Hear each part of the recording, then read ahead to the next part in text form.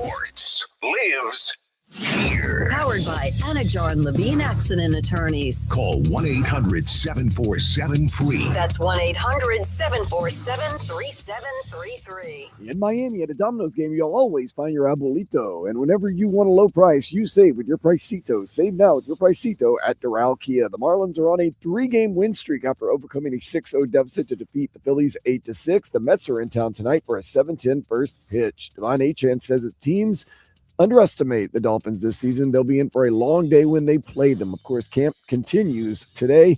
And the Miami Hurricanes are big-time favorites, according to the media and the ACC football this year. 7 of the players made first-team preseason All-ACC.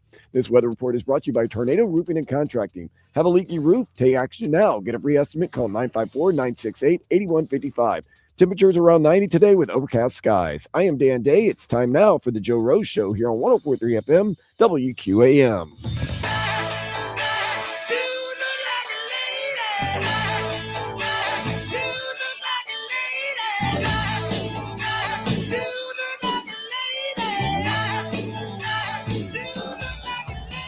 And we say good morning to everybody as, wow, what a win yesterday. Before getting into all the Dolphin stuff from practice number 1, Omar Kelly with us this morning. By the way, Dave Hyde just cleaned up on the lobsters. I talked to him last night. He's teasing me with these beautiful-looking Florida lobsters. So way to go, Dave, as he's all jacked up here in this retirement getting his lobsters. And we got everybody with us today, all day, Dan Day, Jamie with us as well. And yesterday, really cool. I've known the Conine family for a long time, and Jeff, obviously, Jeff Conine. Mr. Marlin played down here and got a couple of World Series and is a big part of Marlin's history. And he's my tennis partner for a long time. Not my racquetball, because he's a different level, but tennis partner for a long time. And now watching Griffin Conine, his son, the way he's playing, he has a walk-off base hit the other day. Comes back last night in the 8th inning with a 2-run homer to sweep the Phillies. And again, it's one of the things that makes sports great when you lose 12 straight. It's not great to lose 12 straight. Hell, it's a franchise record. Nobody wants to do that. But then you turn around with the Phillies team that's one of the top wild card teams in baseball in the National League, and you sweep them. Now, they haven't been playing great. And the Marlins made sure they didn't get healthy against them, getting all 3 games before opening up against the Mets. So good stuff.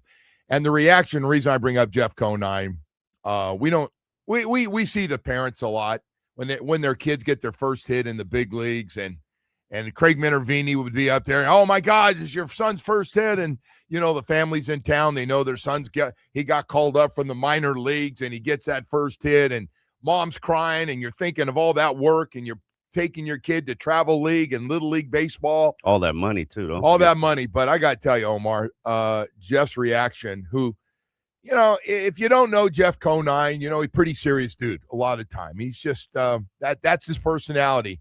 But I tell you what, I'm sure Jeff Conine would tell you all the big hits he's had and all the big games he played in, watching his kid last night hit a home run over the center field fence in the 8th inning to put his team up by 2 runs after they were down 6-0, tie up 6-6, and then the 2-run homer is the difference in the game.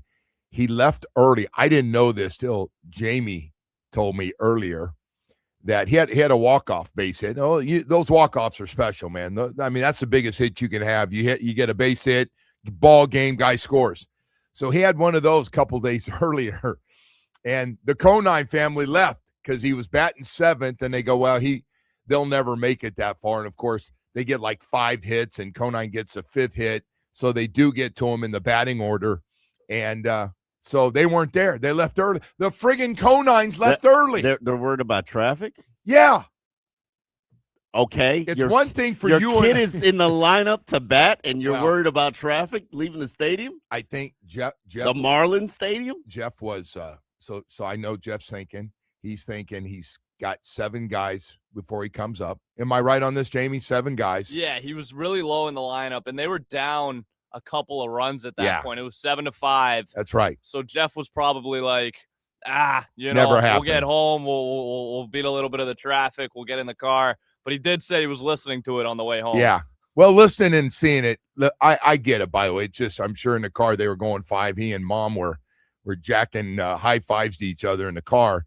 But I know what he's thinking. Like the chance of your team, what they end up getting 5 hits and a guy Stowers got hit.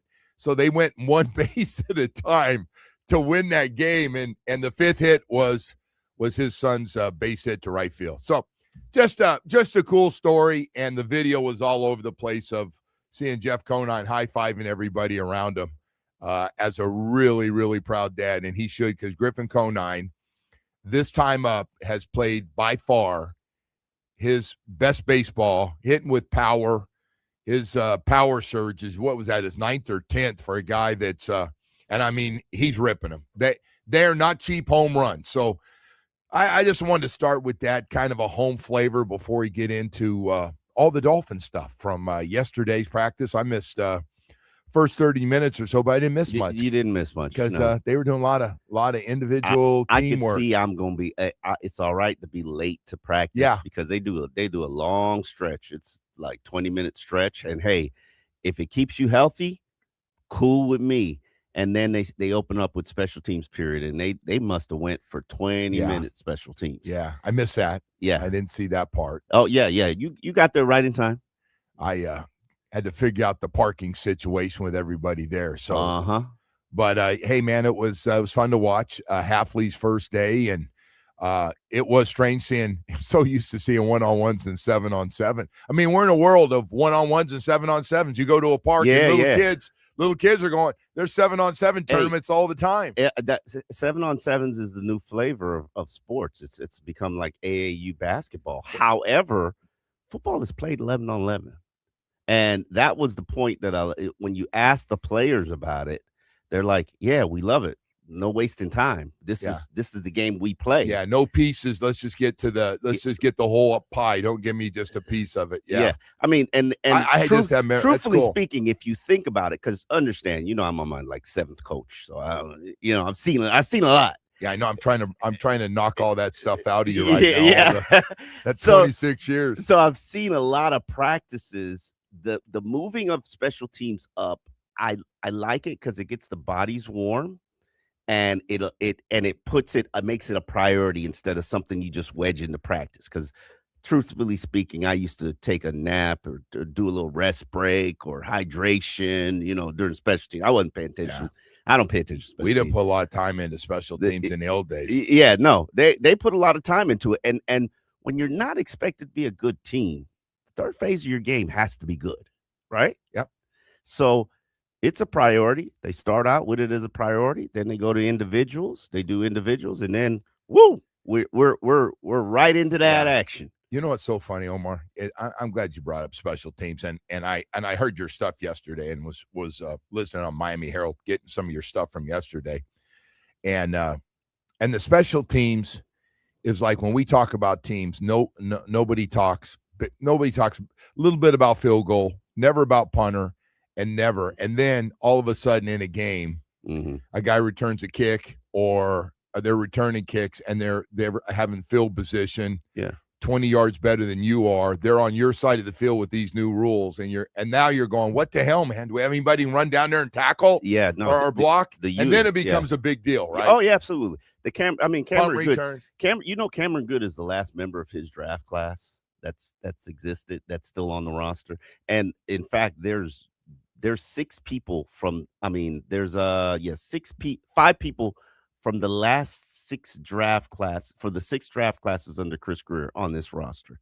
I just did the math. And it's quite. I saw there was 2 guys left that play for Brian Flores. I saw that. Okay, Cameron Good. I don't even know if it was Cameron Good. Who did I see? Was it Zach Sealer? Was one. Okay, Zach Sealer's one, and it was one of the draft picks, and it was Austin Jackson, is one that was left. Yeah, from because he's at Tua draft, right? Yeah, he was a Tua draft, Austin Jackson. Yeah, okay. Cameron Good was the next year. It was actually 2022. So I just thought, wow, man, and you know something, I know, and this is where the old guys and Bo's coming around on this. God bless him. He can be a grumpy old man sometimes. He's getting worse as he gets older, like all of us, I guess. But we all do, Joe. Yeah, but so we always talk about our camaraderie, and I said, man, we didn't have free agency. You played on one team. We had turnover, but not like the turnover they have. Well, turnover, like the team was done with you, and so you finally got freedom to go sign somewhere else. But usually you were pretty wiped. Your career was just not always, but if somebody cut you, then you couldn't play because it wasn't about money back then because nobody was making any money in the 80s. But my point was, it was all a bunch of draft classes that played together, 4 or 5 draft classes that played together, and the camaraderie. And I don't know, maybe the money, maybe you think the money had something to do with it. Because honestly, I mean, when I got there to the team in 1980, somebody said Bob Greasy was the highest or second highest paid player at the end of his career, which he should have been. He's a Hall of Fame quarterback. And I think he's making like $400,000.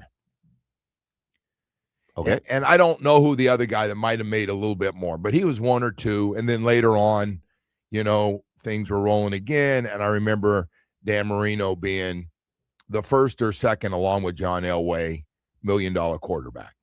We went, whoa. Because I think I was making like 80, which I should have compared to his $1 million, because he had his career and what he did quickly. And so they got him re-signed and made him $1 million player. But so I don't know. And everybody gave him a hard time about being a millionaire and stuff. But man, the money. Mm-hmm. And the turnover because of money.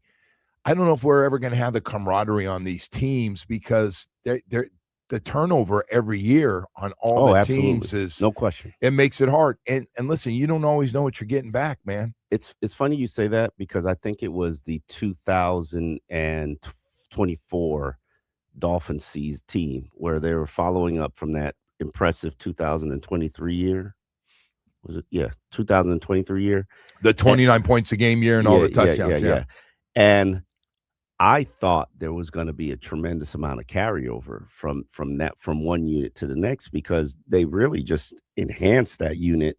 They didn't lose that many pieces. Yeah. And that team had no chemistry. Yeah.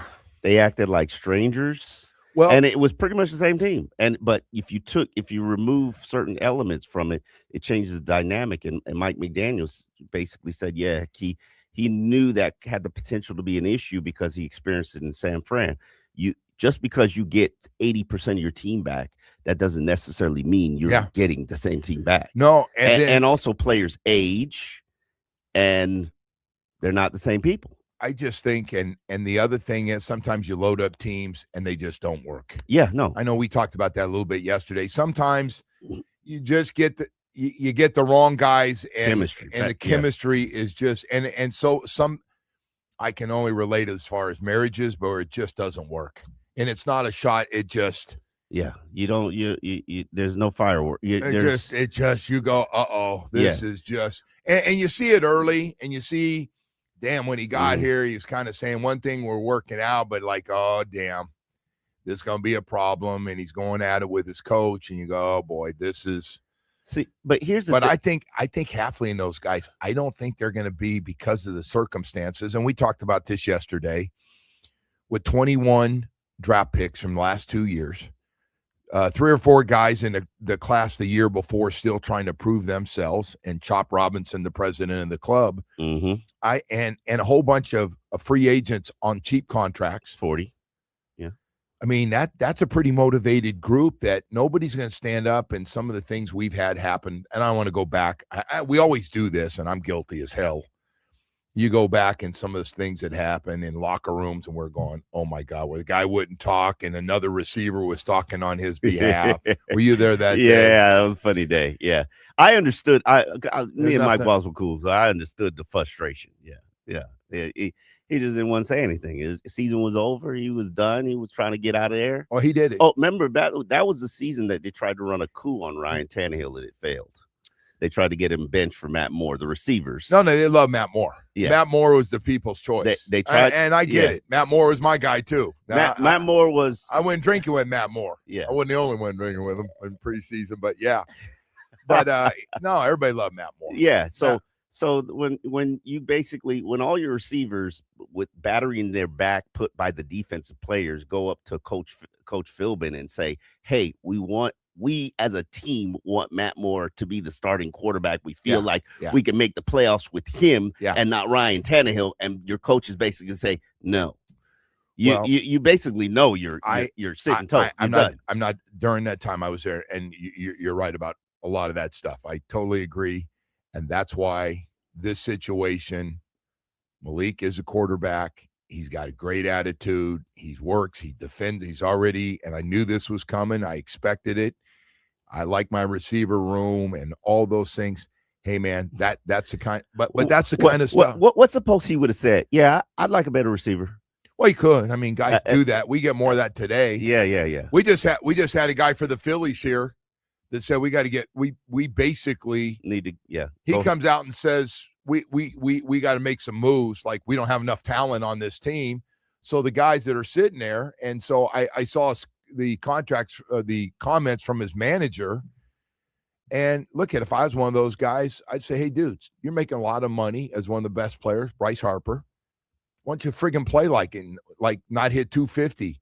Why aren't you leading the league in home runs? Why don't you do more? Instead of always whining about we got to do this and you're the and so he wasn't happy. He said he's got a right to say whatever he wants because you can't piss you're one of your best players off. But at the same time, hey man, we got a lot of guys on this team. They're not all you. I'm guessing they don't appreciate you coming out because they're all saying the same thing when they go back to their bedroom, like, hey, why Harper's ripping us and we're not doing enough. But what's supposed somebody on that team is like, yeah, we need a little help. We don't have what it takes to do what the expectations are. I'm guessing they're going to do well. They got all kinds of problems on that team, but they also have a high payroll. So anyway, there's a lot. But I always say my point is Hafley's not going to have any of those problems. It's just going to be about football, coaching them, and talent. There's not going to be any drama. You're telling me that nobody's going to show up late. See, yeah, and that's the thing. Everybody makes a big deal about, and it should be a big deal. Bro, you cannot put this is a bad example. You're getting ready to go down the road with Tyreek and Ramsey. Do not do people this. People show up late to work. It happens all the time. It's going to happen in the world. It's going to happen. People don't go to team function. People don't go to their company functions and family dinners because that has nothing to do with team. I mean, no. Nothing to do with the team. That secret report. That why are you defending those guys being late? I'm being serious. Like, why would you defend guys who were toxic and screwed up? Guys were toxic. Them being late. And by the way, as the leaders of the team. Yeah. Okay, that was bad. Yeah. So now, and they're putting in new play. I'll just get it right into one specific one because I don't know if you don't know this, and if you don't, So they're putting in new plays for Tyreek. And this is the last time I'm going to do this. I'm not going to do this stuff anymore after today. So they're putting in new plays for Tyreek, and Tyreek takes off early. So yeah, he's got to do something. Mike goes, yeah, go do your thing. So they're having meetings, putting in new stuff. Mm-hmm. So Waddle and those guys going, hey, Wes still here. He hadn't been let go by Tyreek yet. And he goes and he says, he got let go because he couldn't manage Tyreek. Well, whatever. Yeah. Okay. Again. So he says, hey, what? So those guys are like, hey, we're here, but the place set for the guy that's not here that we're talking about. Why are we having this meeting? So Wes, who's a guy's guy, goes and he calls out his head coach and says, hey, man, this ain't working. And Mike didn't like that stuff. I know. Okay. Yeah. So anyway, Mike didn't like confrontation. I get it, but he always like, hey, just make it work with your player. And they're going, hey, yeah, and then make it work, and then fire him because the players are. So anyway, look at man, and again, Tyreek was a great player. He gave us great years, but I don't buy your loose. Like you're like these kids now. Like, oh man, if we're late, what's the big deal? Well, everybody else on time. Your ass needs to try to be on time. I'm not saying things do happen. Mm-hmm. Things happen. Mama calls in the morning. Things happen. You got, hey, I'm going to be late. My car. I mean, things do happen. I mean, Ramsey decided to live in Kendall, which I have no idea why you would do that. I don't know anything about him. It just wasn't a very nice guy. No, I agree with you. But I mean, he sat next to me on the bus and He couldn't have been colder. I was like, bro, I don't know why you're sitting here. Go sit somewhere else, man. Yeah, no. Because I talk. No, he's yeah, you put you two together, yeah, that ain't gonna work. Yeah. Anyway, man, I just Yeah.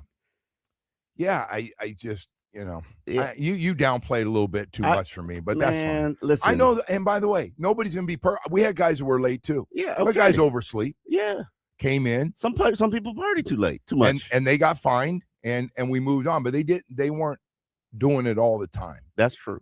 That's fair. Clayton, listen, I can bring up Mark Clayton. Mark Clayton's the one that privately always had the bad rep. Clayton was there.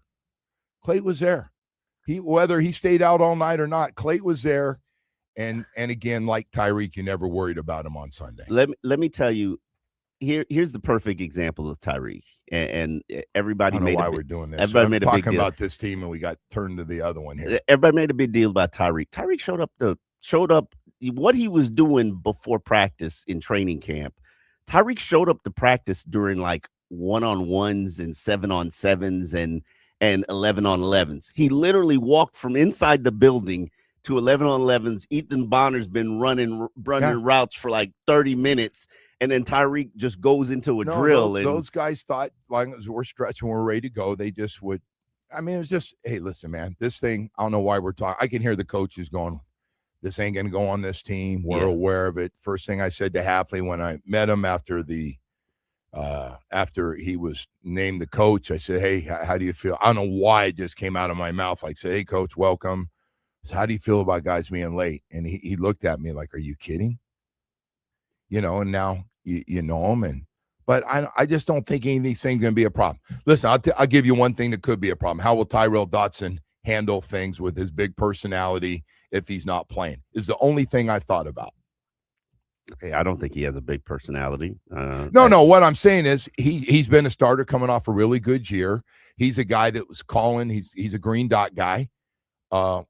And he knows he's got to play well to keep it and stay healthy to keep his job. Well, how much can you tell by preseason football? And for those guys who are, listen, he's usually guys they're getting paid off what they did the year before, and they're not doing a whole hell of a lot to win or lose jobs in preseason, in my opinion, in the new preseason world that we live in 3 and scrimmages.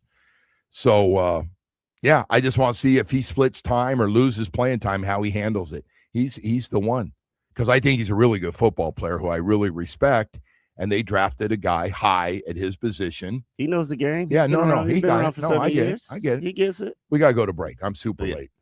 As usual. Hey, I want to talk to you about hurricane season. That's right. It's here, man. Loctite Impact Windows, Doors, and Roofing.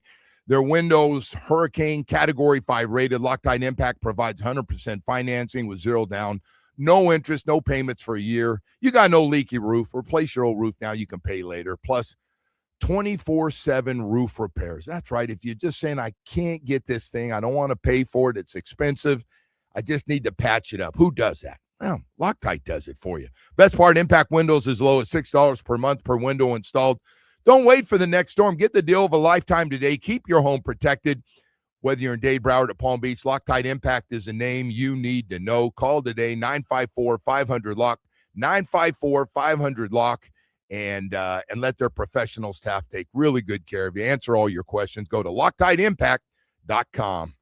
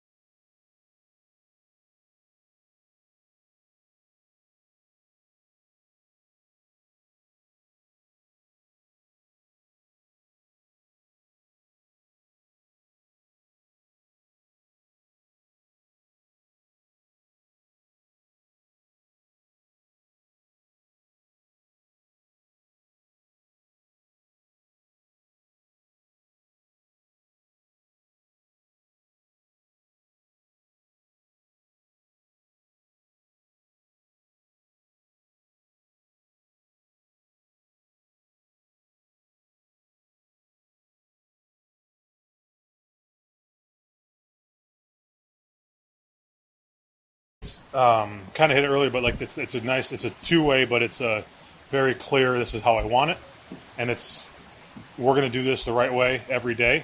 And if it's not, we're going to respectfully say it. And you're going to have to grow and learn as a player. And if you can't take that, you can't play here. So.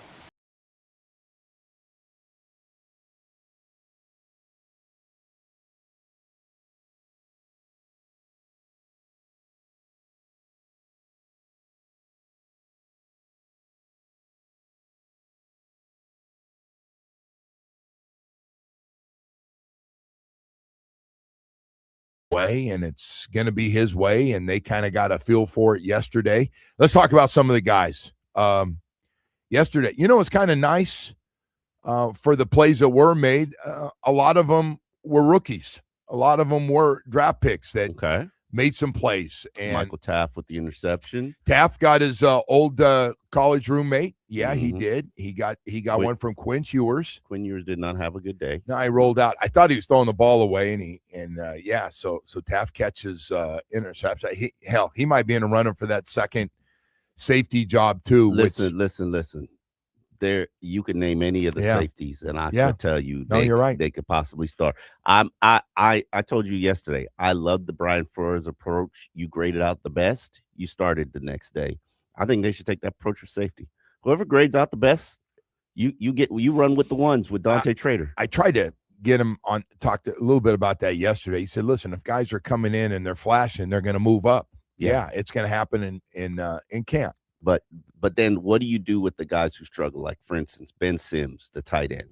Oh, he's the inline guy. He was a turnstile yesterday. Everybody was getting some. So I just think for him, the pads are going to be his best friend. That's fair. I think people are going to go, okay, now you got pads on, and we're going to have to get after it a little bit. That is fair.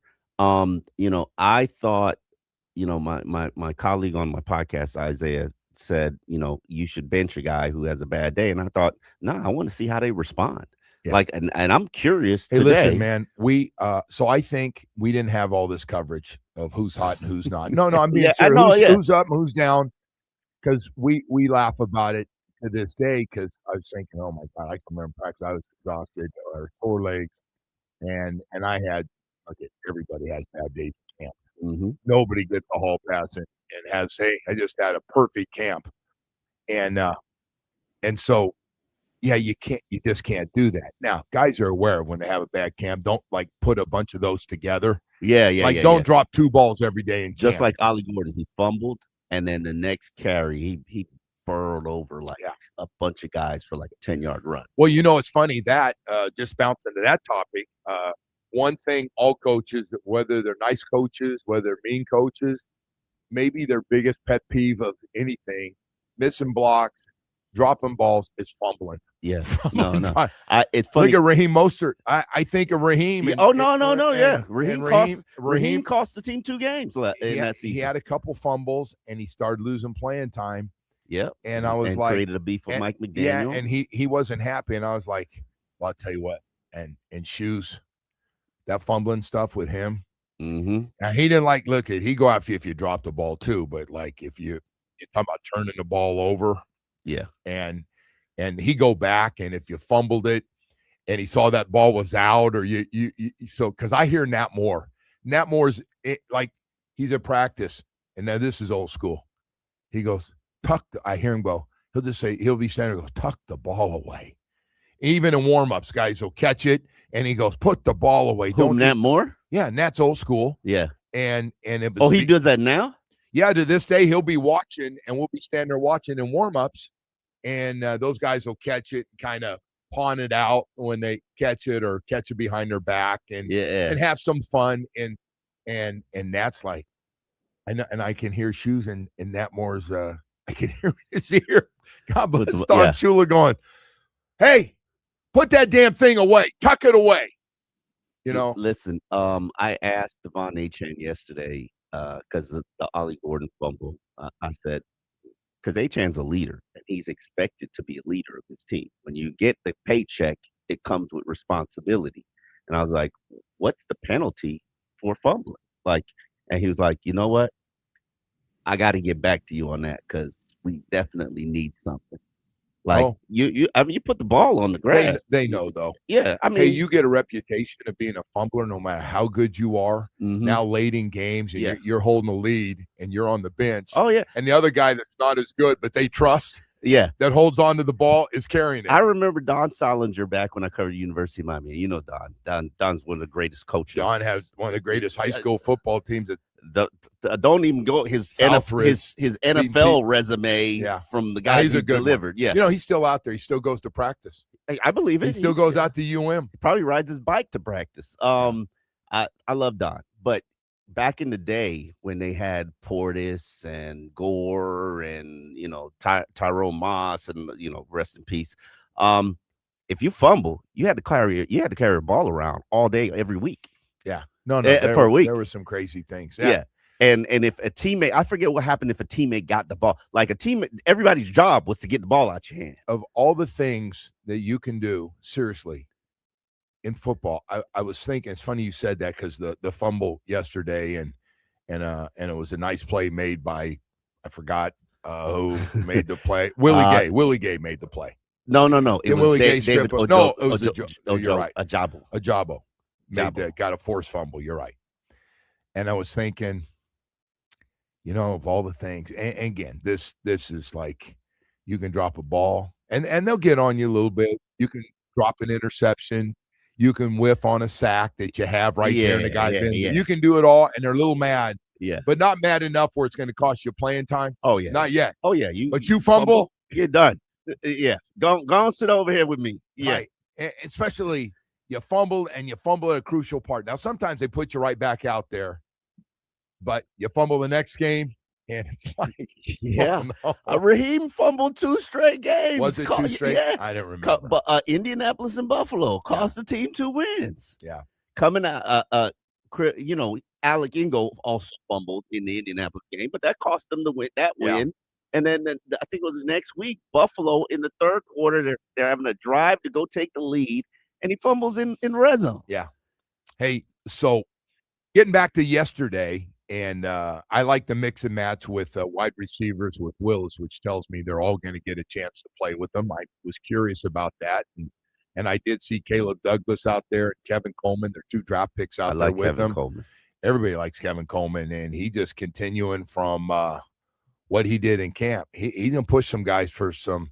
He's going to be on the roster. He's going to push for that slot spot for some playing time. And I know, and I'm curious to see how this plays out. I know they like Malik Washington a lot. Yeah, and I'm really curious to see if both guys are, because Malik's such a good return guy. I really like Malik as a return guy, especially on punt returns. I think he's just really good and makes a lot of guys miss. Yeah, but if he's just starting flanker, can he be your returner? Yeah. Well, listen, that'll be fun to watch with all those guys. But he did, and Dulcich's going to catch a lot of footballs. Yeah, absolutely. I watched Tutu Atwell, and of course, I know my South Florida guys. They got talent. Northwestern. I know the kids got talent. Fast. You watch him return punts. Fast. Had him on coming out of high school and college. Yeah. Yeah. But when they're 11 on 11s, I'm like, where is he at? Yeah.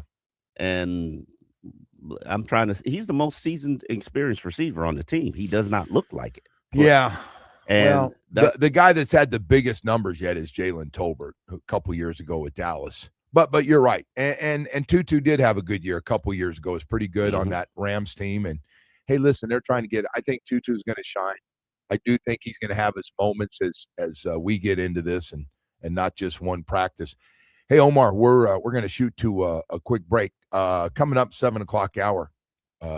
Kyle Crabb's going to join us. We'll talk. He was out here. He's in town for a week as well, and getting into a bunch of stuff. So we'll talk to him. We got a lot of other stuff to get to as well this morning. Appreciate you being with us up early this morning. We'll have a lot more on some guys. We haven't gotten to your list yet, man, of day one, that list that nobody likes. And they're going, I wish those riders.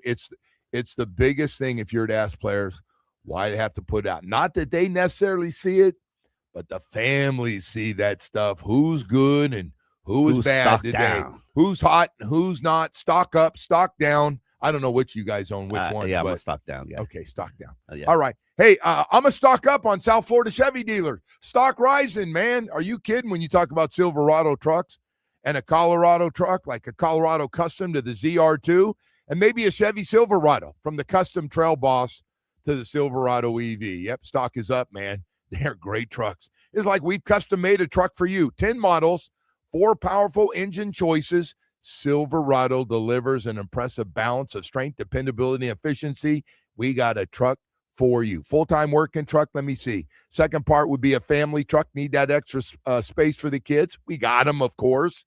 Or maybe still the truck that on the weekend you like to get away and have a little fun in the water with the kids, and you need that power to pull your boat around.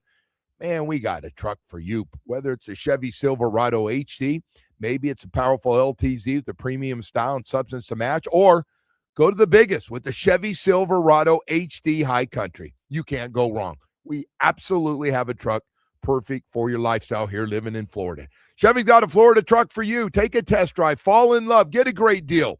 Visit your local South Florida Chevy dealers today.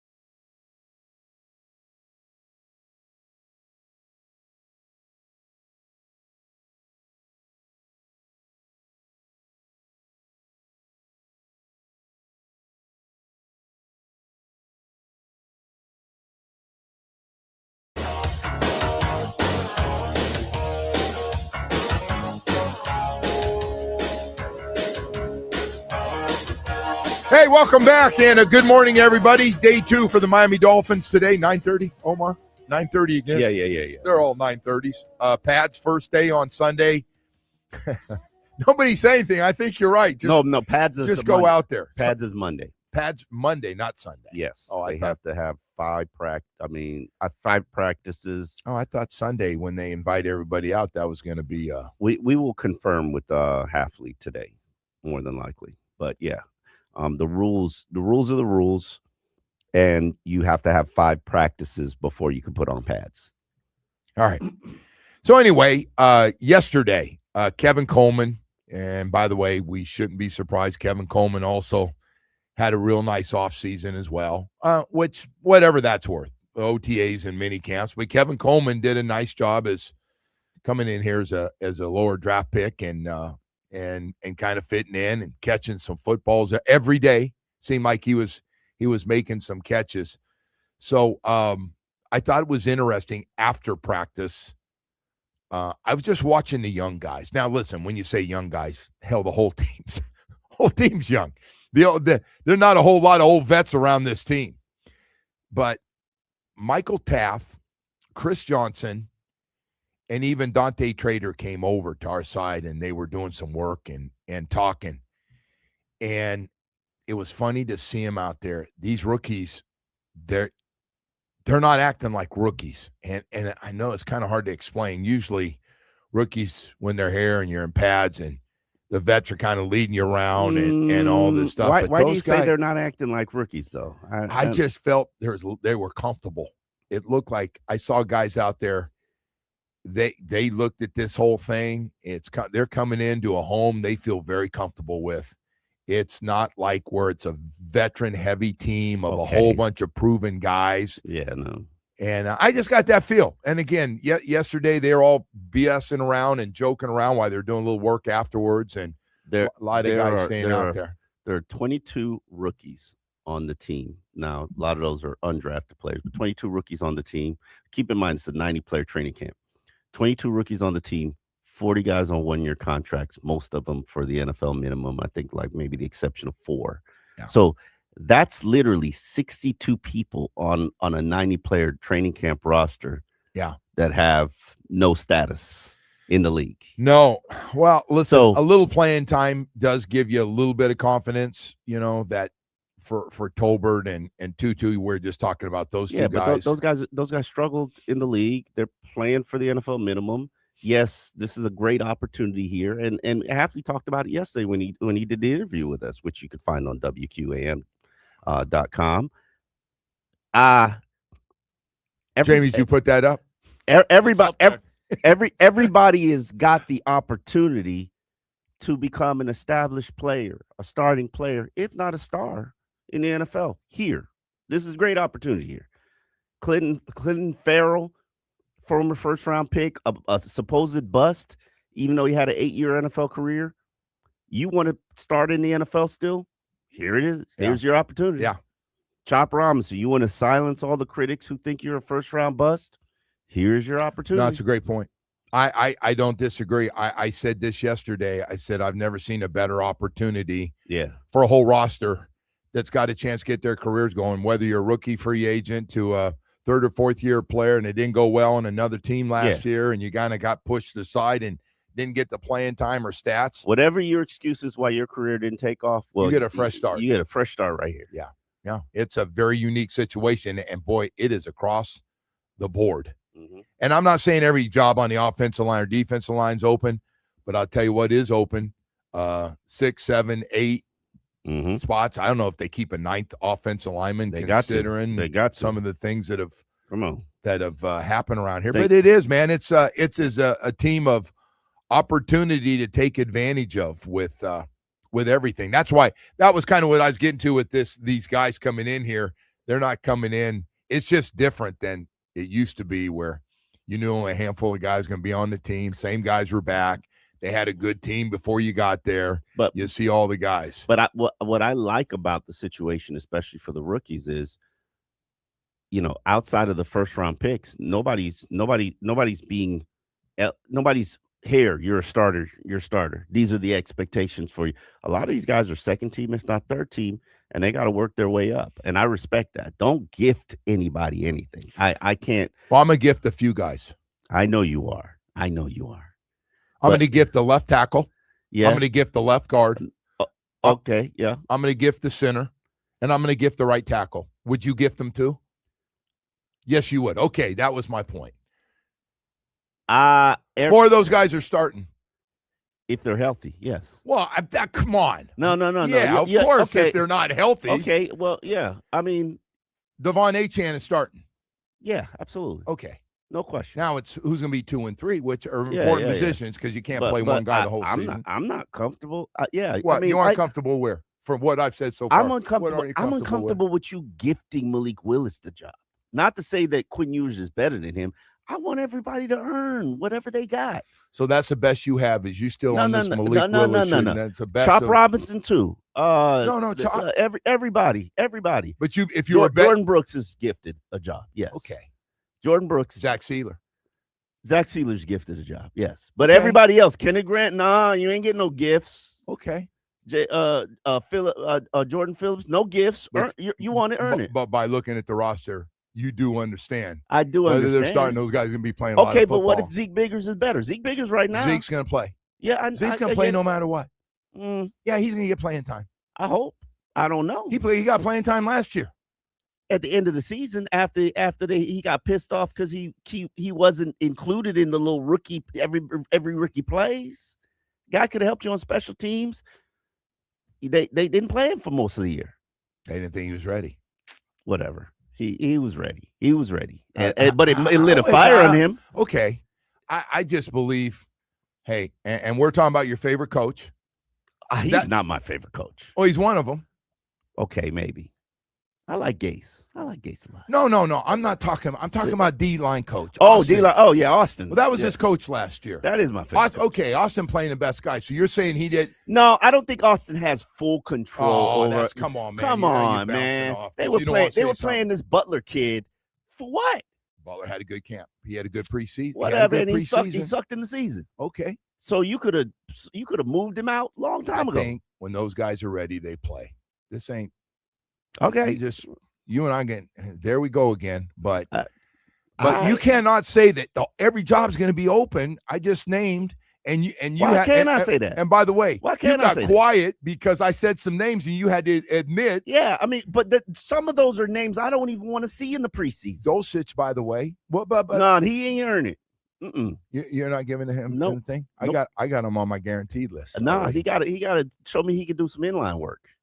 Right now, he's a receiver. Right now, he's Mike Gesicki. Gesicki. He's going to do, and he's going to telegraph when they're doing what they play. Every team's got one of those guys, and he's going to be our guy, probably doing that. Okay, well, but you're right about the receivers and playing time. You're right. You're right about some other positions. Yeah, right guard. That right guard spot should be open, man. It is. I didn't say that position. You didn't hear me say RG. No, I know, but I'm saying it should be open, like competition every day. I think it will, and I think from what I've been told, Sawyer, if he drops the ball a little bit, if Jonah drops the ball, Sawyer's going to be in there.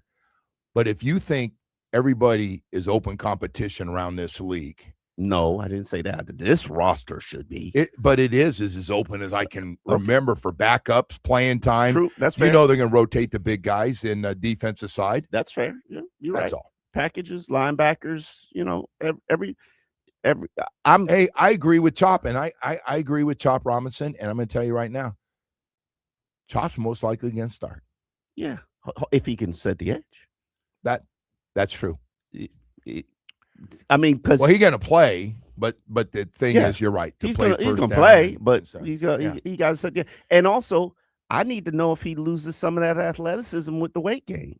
Because you don't go from 245 to 260 and keep that same speed generally. Keep that same mobility, athleticism. I'm not getting into the weight thing. I don't know. They said it's good weight. Yeah, sure. Okay. They always say it's good. I mean, they said it's good weight. Yeah. Well, you ain't trusting anybody. I don't know what's happening. You know I got trust issues. You know I got trust issues. You ain't trusting anybody.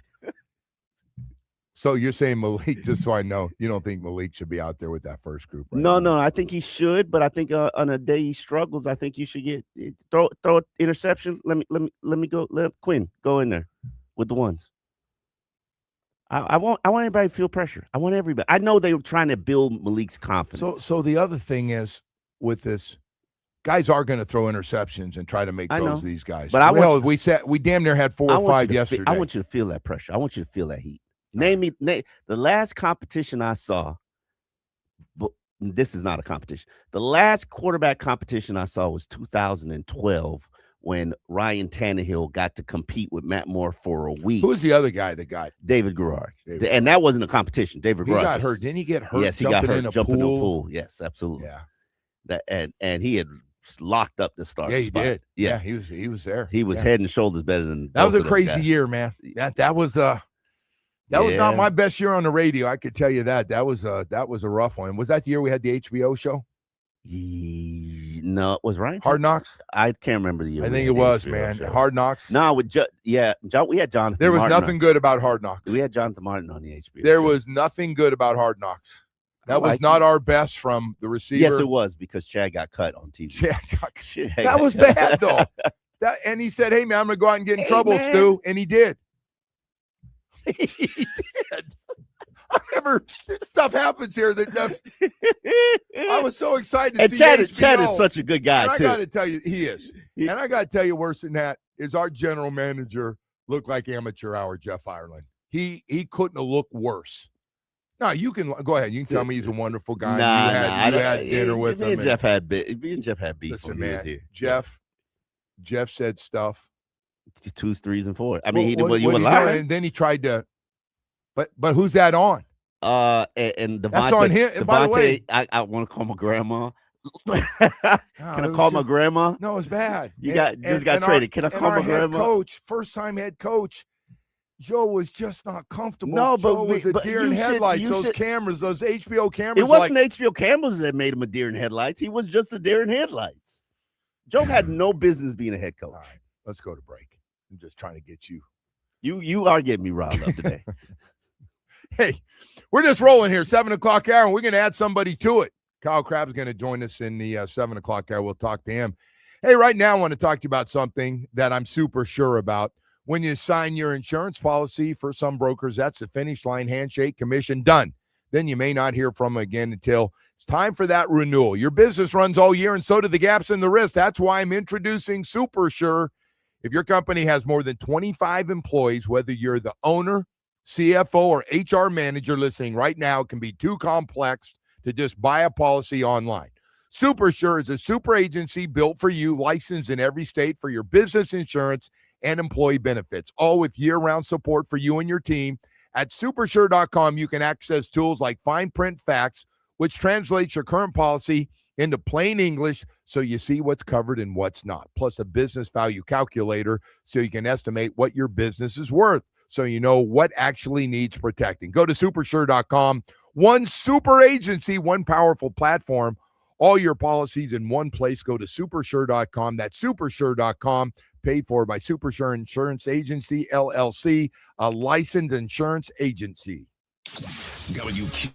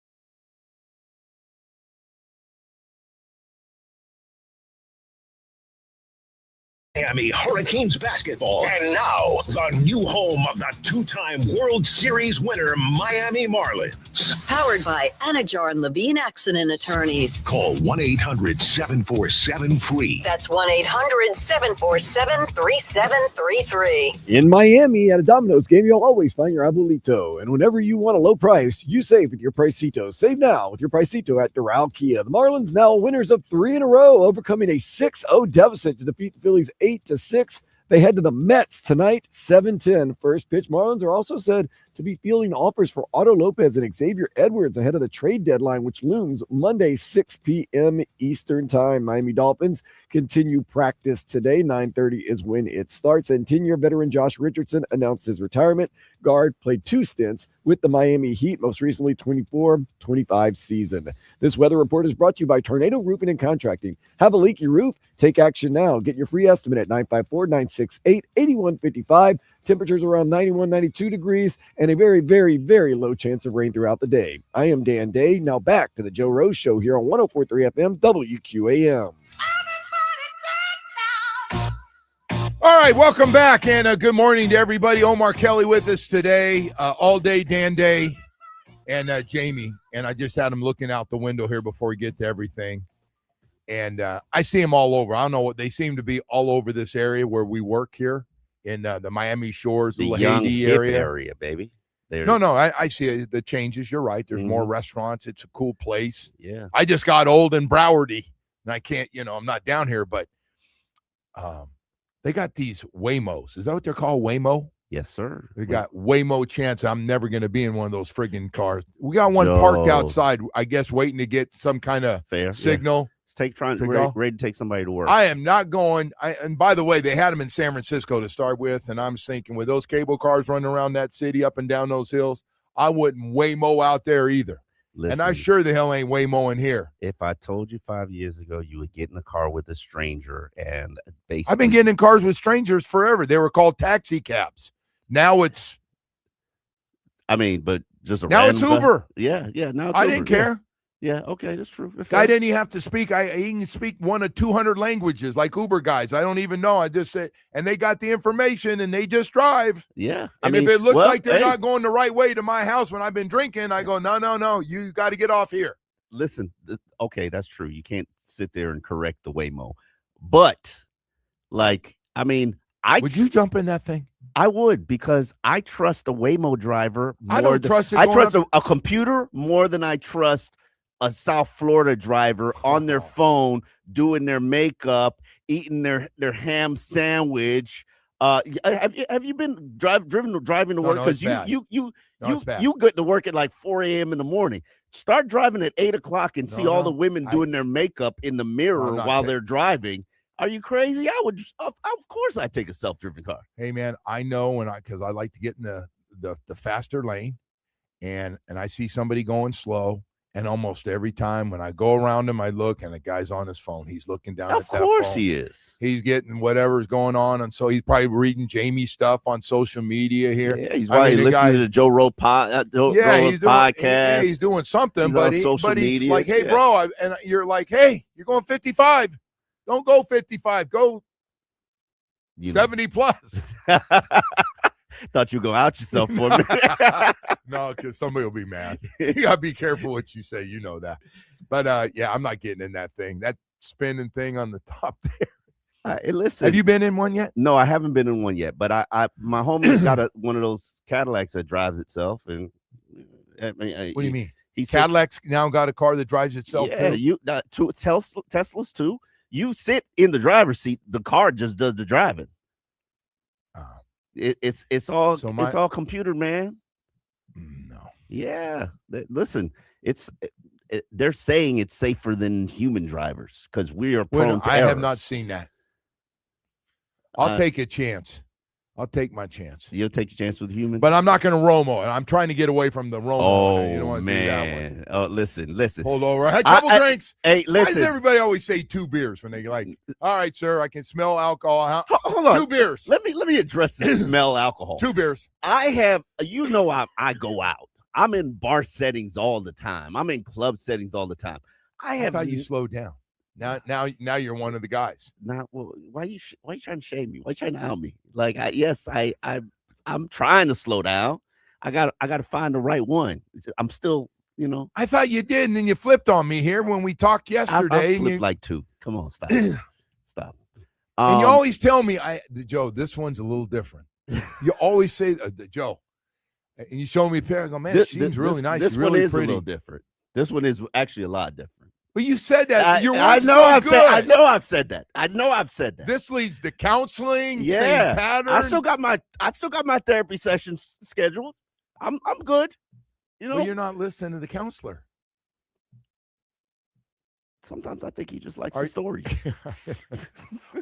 Are you dating him the same age, or are you at that age where you like to go younger? Just that's the last thing I'm going to ask you. I've gone back and forth. And I've gone back and forth. You're not the only one to do it. Forth.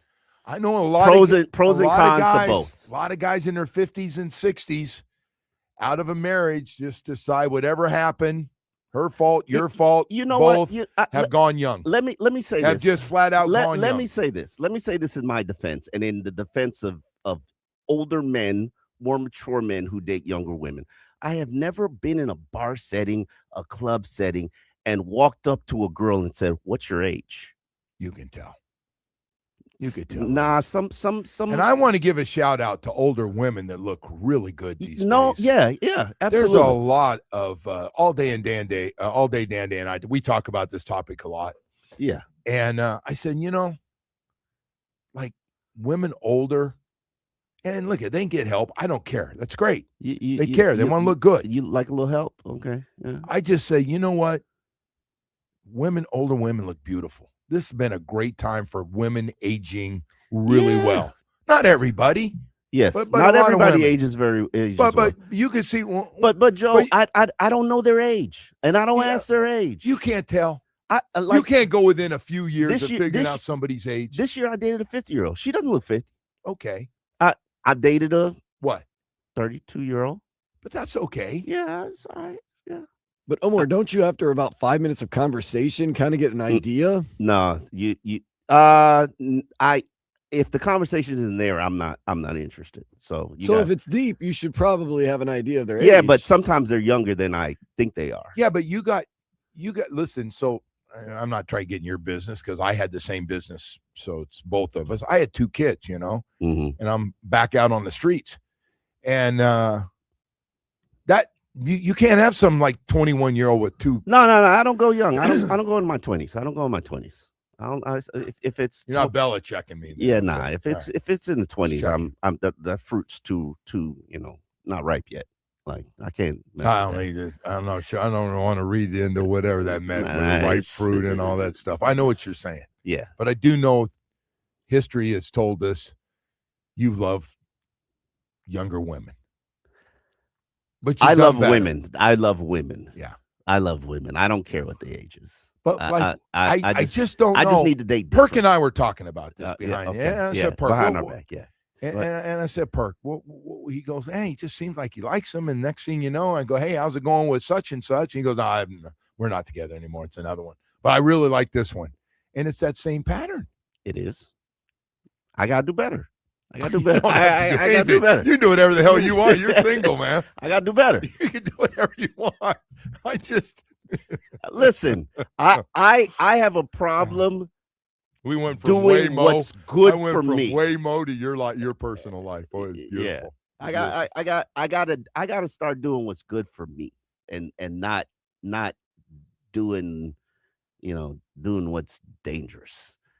Like, do healthy things. I was just thinking of when I went to counseling. Did I hear that one or not? The thing, do what's best for you. Yeah, I mean, I got to start looking out for my best interest. You have to work on yourself. That's absolutely. Absolutely. All day. Yeah, it's about the choices that I make, Dan. Like, if I go to the bar and I hit on a bartender, I'm making a bad choice. Yeah. Now, what I do with that number, I got to tell you, is on me. I can make a good choice or I can make a bad choice. The bartenders has just. I did try that in the old days. Yeah. And it was just not successful. It was good short term. You know very, what you're very getting short term. into. You know what you're getting into. The bartenders, the bottle girls, but I like what I like, Joe. I like what I like. No, you got it. You got to do it. No, I don't. I can't. I got to make better choices in life. That's what this era of my life is about. I got to make better choices. All right. Better decisions, Joe. I was just surprised yesterday when I said, "Are you still with that same ring?" Go, no. It was like 2 girls ago. But then you're like, and you showed me the picture, and they're all very pretty. Thank you. We'll tell you, your taste buds are strong. Thank you. Appreciate that. And you're going, no, but this one's. I've had a discussion with one of my friends, and I've realized I got like 5 years left in me to still what do pull you mean, them. 5 years? Still pull them. Oh, you on the pulling in, and then. Yeah, after 5 years, I mean, I gotta go to a different tier. I gotta Start dating literally. Yeah, I'm same age. Yeah, I age out of it. I got you. Yeah, so I'm just telling you, the next stage is not all that bad. Okay, all right. I'm just telling you, that's fine. Okay. You can keep looking at young ones, but you can be with the older ones. All right, hey, listen, we've got a lot of stuff coming up here as Kyle Krabs. I think I told Kyle 7. I did tell him 7 o'clock hour. I'm just not exactly sure when I told him yesterday. He, you got to go earlier because we're doing Jeff Hadley to Jeff's talking today. Okay, so we'll all right. We'll try to run Kyle down here and get to some of that here in a second and get back to the Dolphin stuff from yesterday as everybody's out there and first day. No 1-on-1s, no 7-on-7s, a lot of teamwork, and a lot of young guy talk here. So we'll talk more about that coming up here. But first, I do want to tell you about Choice Mortgage. His name is Michael Kotze. He is Choice Mortgage, and he's ready to make sure with his 30 years of experience that he can help you. Need cash to pay off taxes, liens, judgments, IRS, high interest rate, second mortgages, credit card debt. Call Michael Kotze at Choice Mortgage, or you can text him 561-441-2730. If you own a commercial or residential property with equity, call Michael right now. He can help you. The guy works 7 days a week, so you can always get a hold of him.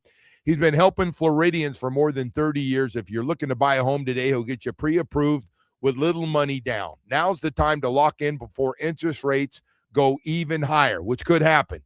Call his cell phone or text him. The guy works 24/7, even on Saturday and Sunday. He's taking calls. 561-441-2730. Nobody does it better than Michael Kotze. Get you approved in half the time of the big banks. MLS 166254. Rates and terms subject to change. They do without notice. He's an equal housing lender.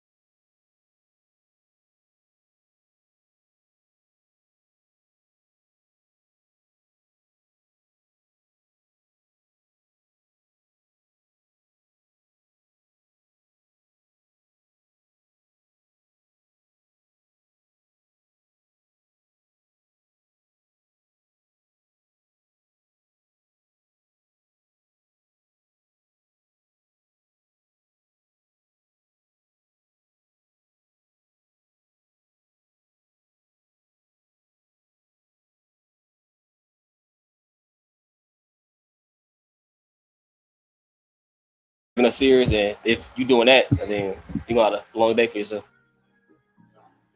All right, welcome back. And I'm sitting here watching Omar do push-ups and listening to music, and you really are going through some change in your life now. I gotta, keep it fit for the, Is that your music or our music that's on? That's right our now? music. That's nice. That's Who is that? T-Pain. Tell him, Jamie. Omar's in love with the bartender. Oh, damn. I am not. You can't get anything by my guys back there, man. Yeah. She I do have a bad habit. She did make you some drinks. Yeah. I mean, it's you start a conversation with a bartender. Sometimes you exchange numbers. It just happens. Then you follow, I'm guessing of all the dead end roads, that might that's be a lot of dead end roads. Yeah, that's just a lot of fun nights, but a lot of dead end no, roads. I'm not, I like to tell you stories, but my children are grown up in this community and everybody's here. I'm not saying anything. I like Pure Platinum at one point in my life, and I met somebody in there that I liked. Yeah, that I don't do. No. That I don't do. It was about his dead end road. Yeah. And the story got worse and worse and worse, and just not a and please don't put this out on social media. That was just not to get in the dark side of things. Anyway, we got to make better choices in life, Joe. Yeah. Well, try to, and I hope I think you're working on it. You're good. I am working on it. Yeah. You are. Hey, so anyway, I got to say, and I started the show this morning with this, and we got Kyle Krabs. We're going to talk about the Dolphins and day one, Jeff Hafley's new head coach and some of the things he's doing and some guys, and we'll get into day one without pads on, but a lot 11 on 11 and no one-on-ones, no 7-on-7s yet, and there will be plenty of time for that. But yesterday was one of the coolest things, and ESPN did a nice job with it. MLB Network also did a nice job with it. So the Marlins, after losing 12 straight, sweep the Phillies, right? It's the beauty of sports. They come back. They were down 6-0 yesterday in this game. I'm about fifth inning. I turned it on, or fourth or fifth inning, and the Marlins were down 6-0. I go, all right, this one's over. And next thing you know, they have you got 6-6. You got a 6-6 game. Then in bottom of the eighth, Griffin Conine, who's just been on fire, had a game-winning hit, game-winning single here recently, and last night hits a 2-run homer to give his team the lead in the bottom of the eighth, 8-6. And the cool thing about it, besides Griffin Conine, has just been one of your hottest hitters since. He really has. His home run production and amount of games he's played has just been incredible, and absolutely playing his best baseball right now, best offensive baseball. Jeff Conine's his father, Mr. Marlin. I thought it was really cool as a friend of Jeff's. I don't see him very much, but watching him celebrate last night and high-fiving everybody around him in the stands was just really cool to see him at that game and get to watch his son. He knows what his son's been through and traded and trying to get an opportunity and wondering if it's going to happen. And Griffin Conine has just been so good that they are finding ways to get him at bats and getting him some playing time, which is just great. Sometimes I feel like he really wasn't in the big picture of what they were going to do, and he has forced it on them by how good he has been. And seeing Jeff, and then Jamie, Omar tells me a story that apparently I don't know if Jeff still lives down here or if he had moved and is just commuting back and forth, but he and his wife, wonderful, wonderful woman, they were at the last game and left early when he had a game-winning, bases-loaded single to win a game. So I guess that must have been game one, actually. Was that game one or game two of this series? Because they had lost 12 before that. So Jeff Conine's son, and he left early. Conine admitted, now we left early. He was seventh. He's going to be the seventh batter in the next inning. We never thought he'd get there. So I looked at my wife, and I said, let's get out of here and get back up to Broward County and beat the traffic. So not last night. So it's just really, really cool to see him. And Jeff's not a very emotional showing guy with things if you know him. And but boy, when it's your kid, it's just different. And I just thought it was really cool to see. Just a really cool moment. Anytime I see a guy, and I've been with guys and they're showing it there, and great stuff. And we've had some other guys. Listen, there's a lot of guys into Patrick Surtain. Mm-hmm. How about his son? One of the best defensive players and defensive player of the year in football. Not last year, I think the year before. Santi Samuels is his son. Sante's son. I mean, just look at all the guys that are down here, and their kids are just playing so well. It's just fun to see him and see guys that have played in the league for a long time. Frank Gore Jr., his son. I don't know. Is he back? He was on the Buffalo team. Yeah, and I mean, he made it to the NFL. Father and son in the NFL. That's a tremendous accomplishment to me. I know the Boses are in the NFL. We got a bunch of it. We got a bunch of guys. And hey, listen, some guys have had better careers than their dads, which dads are great. I mean, dads aren't going, kids have been better than me. I think kids should have a better career than their dad. Not necessarily. Hold on, wait a minute. The kids got more resources. They got better teaching, better coaching. If you're Michael Jordan's kid, you got no shot. You're LeBron James' kid. Bronny and his brother got no shot ever being better. I mean, but you're talking about the GOATs. Like, just think about look at Rajon Rondo's kid. Like his son is like the top 10th grade point guard in the nation. Yeah, dad taught him. Dad's provided every resource. Dad coaches his team. Like, that's the way it should be. Should be better. Well, we have a lot of guys down here that they're out of the NFL. They're coaching back. Father was a good back football high player. school. Yeah, Tutu Atwell's father was an all-Day County player, and he go Northwestern too. I think he did. Yeah. I think he did. Boy, I tell you, there was a time when you went to Northwestern, you never left, and those days are gone. Now your school's stealing them. Central's taking them. Yeah, I mean, I called you guys stealing. The other teams are just taking. We're buying them. We're buying. Don't say that. Don't say that, man. Listen, I got to tell you, Dade County is going to be really fun to watch. It looks wide open. If you're to ask right now, who's got the best team in Dade County? You know who we should have on? We should have on Blue. You do that. Yeah, we can grab a little Blue because I love high school football. I'm going to be going out to these games. When did that? You got like one of the first times we ever met. We saw each other at a high school football game in Deerfield Beach. I think your son might have been playing, but like I go to if there's a kid that people are saying like he's that special, I got to go see it. Yeah, no. We've got some great ones again this year, and the new format that they're doing for the top schools that are the highest ranked teams playing each other to try to find a true national champion. Could be some teams from South Florida in that. Hey, we got more stuff to get to here this morning. As we come back, we're going to have Kyle Krabs join us and talk to him a little bit. Locked on the Dolphins and does a great job here in town for a week. Speaking of the Dolphins and doing stuff, get caught up with him on yesterday and going forward and what this team looks like, going to look like. Is there more work to be done as far as you think we're bringing in more guys? Is there more guys going to be coming in? Absolutely. No question.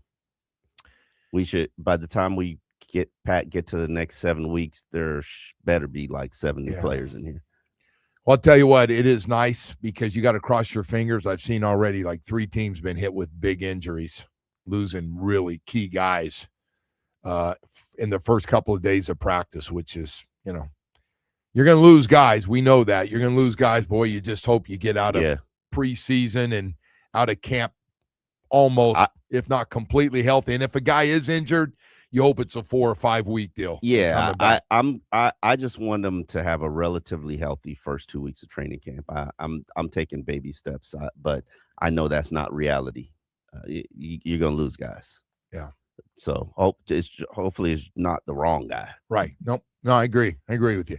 Hey, we're gonna go to break here, and we'll talk to Kyle Krabs when we come back. But first, I do want to talk to you about Atlantic Men's Clinic. ED and low T is nothing to mess with, and I've had it. I've had full-blown low T, as in so tired I can't keep my eyes awake, and just felt even when I slept, I thought, well, waking up tired, and then your energy level is not there, so you're not as active, but your appetite's still there, so you gain 20 pounds. I don't know. It's funny how that works. I almost tell when guys go, hey, you gained a little weight. Oh, low T, man. Low T has kicked in.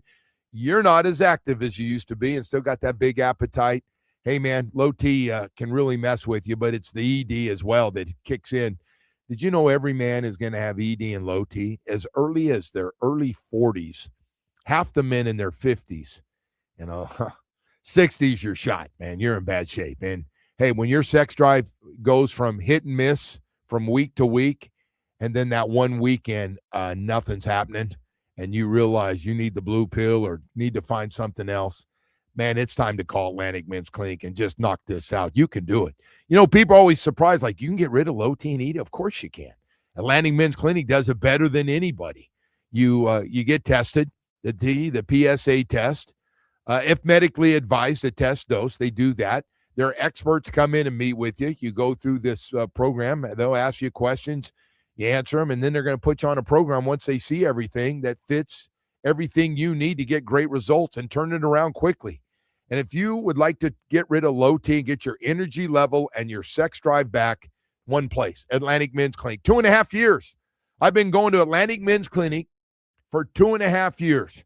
And I got to tell you, the results are really spectacular. This is not, well, I feel a little better. No, you notice, and you notice fast. 7 locations in South Florida serve you. Brand new location in Hollywood. Make sure you're throwing my name around. It's okay. I'm okay with that because I do go every week to see Atlantic Men's Clinic, see them over there. Great people, very knowledgeable staff. Everything's super private, so don't be embarrassed. You're going to notice a lot of other men are in there doing the same thing you are, man, kicking out ED and low T. Set up that first appointment, 877-455-7300. Man, it works like nobody's business. I go to the Plantation location if you want to go there. Visit AtlanticMen'sClinic.com. Get more information. It works.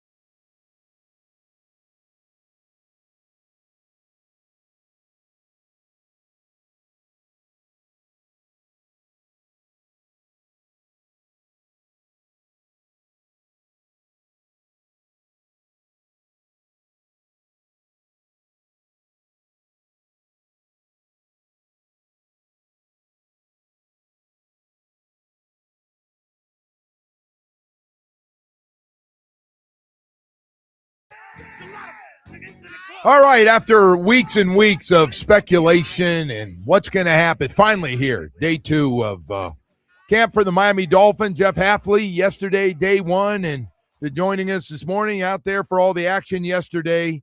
Kyle Krabs, Locked On Dolphins, A to Z Sports as well, and does some great stuff as we say good morning to Kyle. Kyle, it's great to have you back here in South Florida. How you doing? I'm doing great. How you guys doing this morning? We're good. We've been going at it a little bit on certain things that Omar and I are always going to disagree on. Let's get in the open competition, and there is a lot of open competition. But at the same time, probably half the positions they know who are going to start. Would you agree with that? About half, they got a pretty good idea who's going to start. 4 guys on the offensive line we know are going to start if they're healthy, right? Yes, if they could have chose to prioritize potentially moving on from Austin Jackson. They reworked that contract. They had some nice things to say John Eric Sullivan did about what he's capable of being as a player. Obviously, health's a thing there, but brought him back. So I think he's a starter at right tackle. You just extended Aaron Brewer, Patrick Paul, obviously young player, and used your first-round pick on Keaton Proctor. I think those 4 are really safe to pencil in. And there's some other spots where you probably look at it and you say half of it, you kind of know what it is, and then it's ideally open competition for those other spots. Yeah, and for depth and rotation, like the defensive line, the defensive tackles, I think all of them. I think Biggers will play a lot this year. Omar was just talking about him. You think he'll be in the rotation and getting some snaps? Yeah, I think so. I think he definitely looks leaner than he did last year, so I think that's an omen that I know we have talked on this show when I've been on with you and Omar about Biggers potentially playing out at defensive end in some of their heavier sets. And there's been some questions about who are the edge setters of this group or who's going to play defensive end. And I certainly think he's going to be a part of that puzzle. And it's just a question of how much does that front end up being what works really well for them. Definitely. Kyle, obviously there's a lot of mystery about Malik Willis and what he's going to look like. I can tell you that I've probably seen him run with the football one time since he signed with the Dolphins. What do you think his game is going to look like when he's finally unleashed as a, not a pocket quarterback, which is what they're trying to get him to establish himself as now? Yeah, I'll be really interested to see if it evolves throughout kind of the preseason schedule. If they put any design quarterback runs on film, do they leave that totally as a mystery? Because I do think that's something you have to be selective about as far as when to choose to call on him as a runner, but it can be a really impactful piece of what he does. And I think that balance of, maybe what you're giving up from a precision and a timing standpoint with a guy who's a first-year starter. You see a lot of rookies when they come in. That's where they kind of balance some of that out, is when they're able to extend plays. So I think the big thing for Malik is you saw it when he was in Green Bay. He's not afraid to use his legs. If he gets forced off his spot, he'll get on the move, and he can run, and he's willing to run. It's just when you're in those situations in real time, he has to be smart and have perspective and make mature decisions in the open field there to not try to do too much. Kyle, one thing I really liked yesterday, there are a lot of different things to like, but the one thing is Malik got a chance to throw the football to everybody. I was a little surprised, actually, to see him throwing to Kevin Coleman and Caleb Douglas yesterday, that they were getting snaps with Malik. Did that surprise you, or you expect everybody, like all 5 or 6 of those guys, to get time with the number one quarterback? I kind of expect them all to. That's what we talked about, certain positions where, there's probably not a whole lot of competition. You could write it in, and maybe not Sharpie, but pen who's going to start in spots.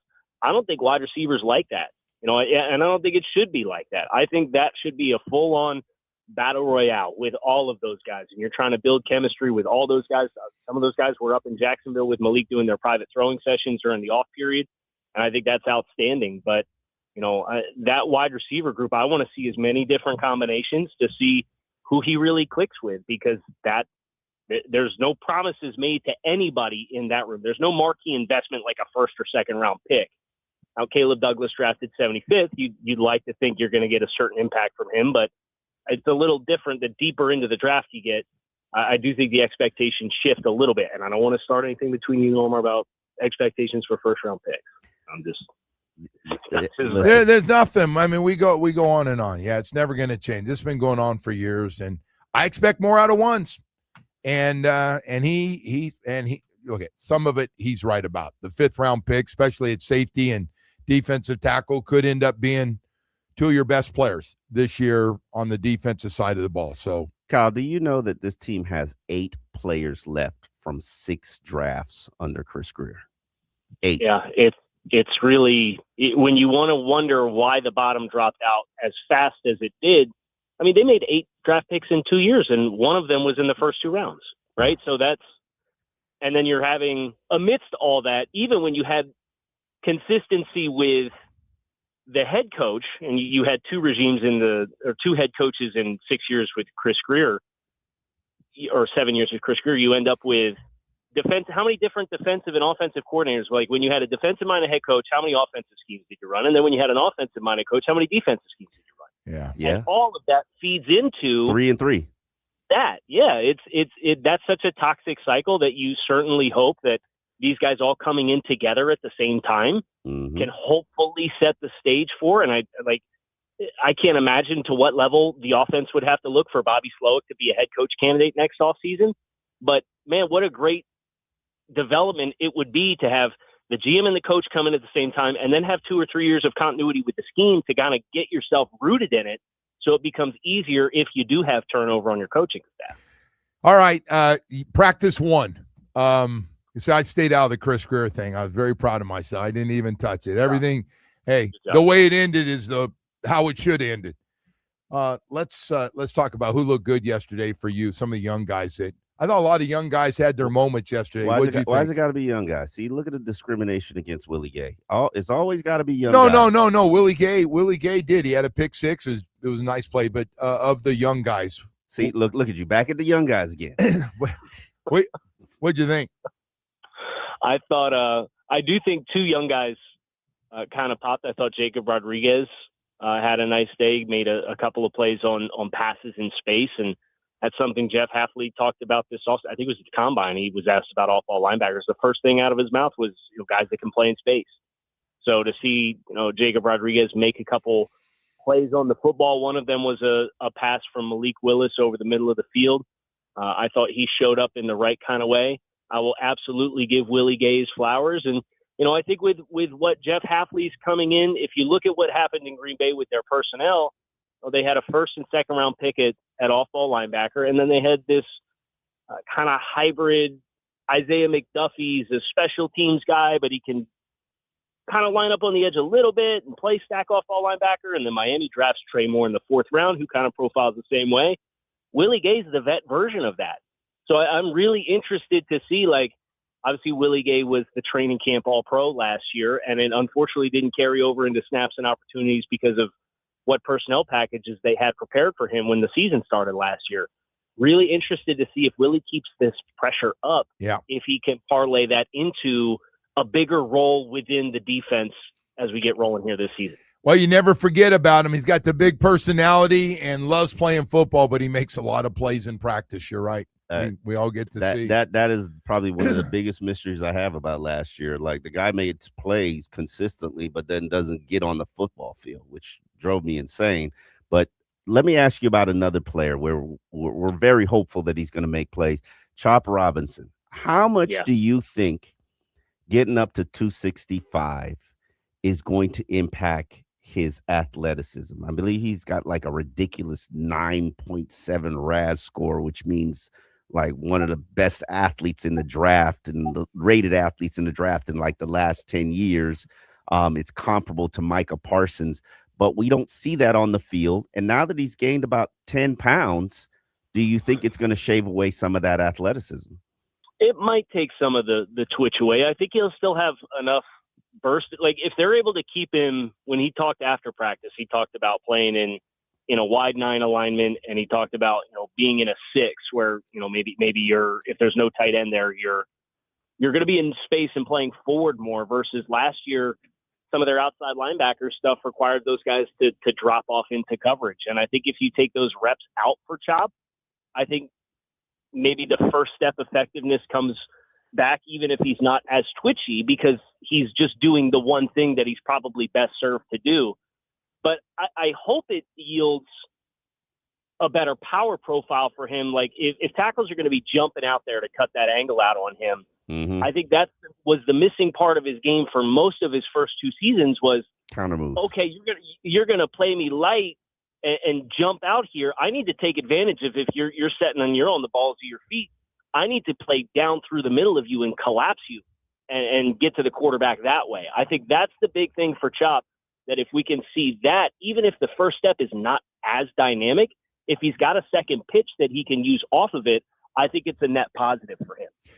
One position, I mean, there's a lot of positions that look open, and we'll be talking about them here for the next 5 or 6 weeks. But the second safety position is very, very interesting to watch with all the different makeups, including guy you drafted, guy you bring with you from Green Bay to play next to Dante Trader.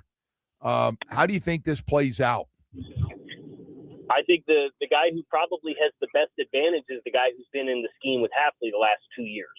So I think Zane Anderson, at least right now, I would consider to be the guy with the best odds because he knows all the calls. He knows how to communicate. He understands the terminology. The question is, does somebody else come in and in that period of time, does the value that they provide to play instinctually or to play physically or to physically surpass what Zane Anderson's experience in the system from a calls perspective is going to give you? And obviously that's a wait and see type of thing, but I think Zane Anderson right now I would have as that guy just because he knows all of Hafley's tendencies and calls.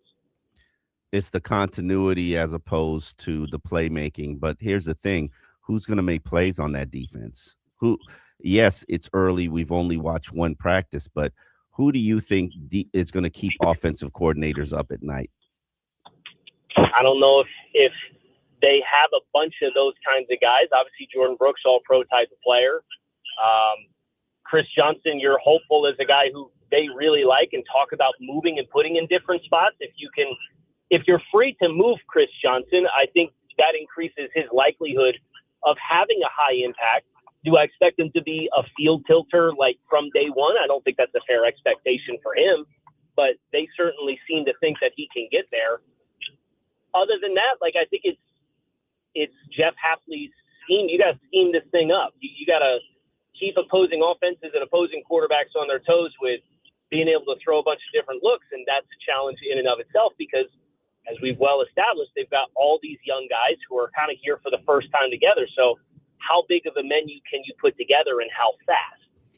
Kyle, everybody's been talking about Jordan Phillips, and we'll see how it plays out here in year two. But also feel like a lot of the media guys from just watching, including the guy that's sitting here, not big Kenneth Grant fans. Is there still upside? I asked both you guys a question, you and Travis, yesterday up there. What are your thoughts on Kenneth Grant? And we'll put the pads on. We'll have a lot of time to find out how he holds up in the middle. But what would be your goal for him? And how do you think he played at the end of last year? I thought he put some of his best stuff together towards the end of the season. I thought he was really disruptive in the Tampa Bay game. I thought that was one of the better games that he played. He did not start well last year. And I think that's the kind of thing where you're certainly hoping the floor as he comes in is much higher than what it was when he started last year. I think the big thing for Kenneth is that first contact stuff for him. Kind of felt like there were some times where he was not landing his hands with consistency to be able to kind of get guys off of his frame, and then he didn't have answers after that point. So a year under Austin Clark, I certainly think there's upside for his size, and I thought he looked a little trimmed down when we saw him yesterday. I think there's an athleticism for his size component that he could play 3 technique, he could play 1 tech. He can get out there and play a 4-eye and play in the B gap over top of offensive tackles with that size, but he's still got some quickness to him. It's just he's got to put the hands and feet together to be much more consistent and keep his pads down. And that's a big task, but his top 15 pick. I certainly think he's physically capable of becoming an impactful player. I think the issue is when he's 20 snaps into the game, is his technique and effort going to be consistent? And that, for me, is conditioning. But, we'll see. You think his strength should be against the run because he's a big guy, or can he be a good pass rusher? I think he's physically capable of doing all of it. And I think Omar brings up a legitimate point as a guy who's came through the draft process at like 328, 331, something like that. Like, that's a real thing. And I think that's why the platoon that you have is also important. And that's why it is important that Zeke Biggers plays, because he can give you rotational stuff in a couple different alignments, and Jordan Phillips can give you stuff in a couple different alignments. And I'd like to keep Zach Sealer out of the A-gaps, but he's a guy that's no stranger to playing a lot of snaps. So that kind of goes back to putting the guys in the best positions to be successful from a coaching perspective with when do you have them on the field, with who, in what situations. Yeah. Hey, before I let you go, day one of Jeff Hafley, what'd you think? We're all kind of watching the head coach out there yesterday. What'd you think of his day one, first time as a head coach? Yeah, a lot of long periods. I think that was the thing that stood out to me. Some of the guys after practice talked about kind of the intentionality of what they came into the day looking to work on. Interested to see how that evolves. But I like that, there wasn't a lot of guys standing around too much. If they're working on a special teams period, they had 4 or 5 position groups working on a drill together for all the guys that are maybe competing for a couple different spots on like the punt team. So the fact that they found ways to keep all the guys engaged, they were very intentional per the players on what they were doing. Let's see how it goes from here, and if that continues or if it evolves. Kyle, thank you, man. Appreciate you coming on with Omar and I. Appreciate it very much. I'll see you in a little while. I'll see both of you guys a little later today. Hope you guys have a great rest of your show. Okay, thank you. Kyle Crabb's joining us here. Talk a little bit about the Dolphins and day one, now day two coming up here. I want to tell you about Baptist Health South Florida. It's the old good news, bad news. I know.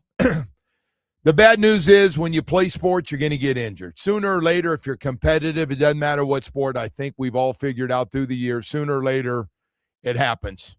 And the good news is you got Baptist Health South Florida, one of the top sports medicine programs in the country right here in our backyard.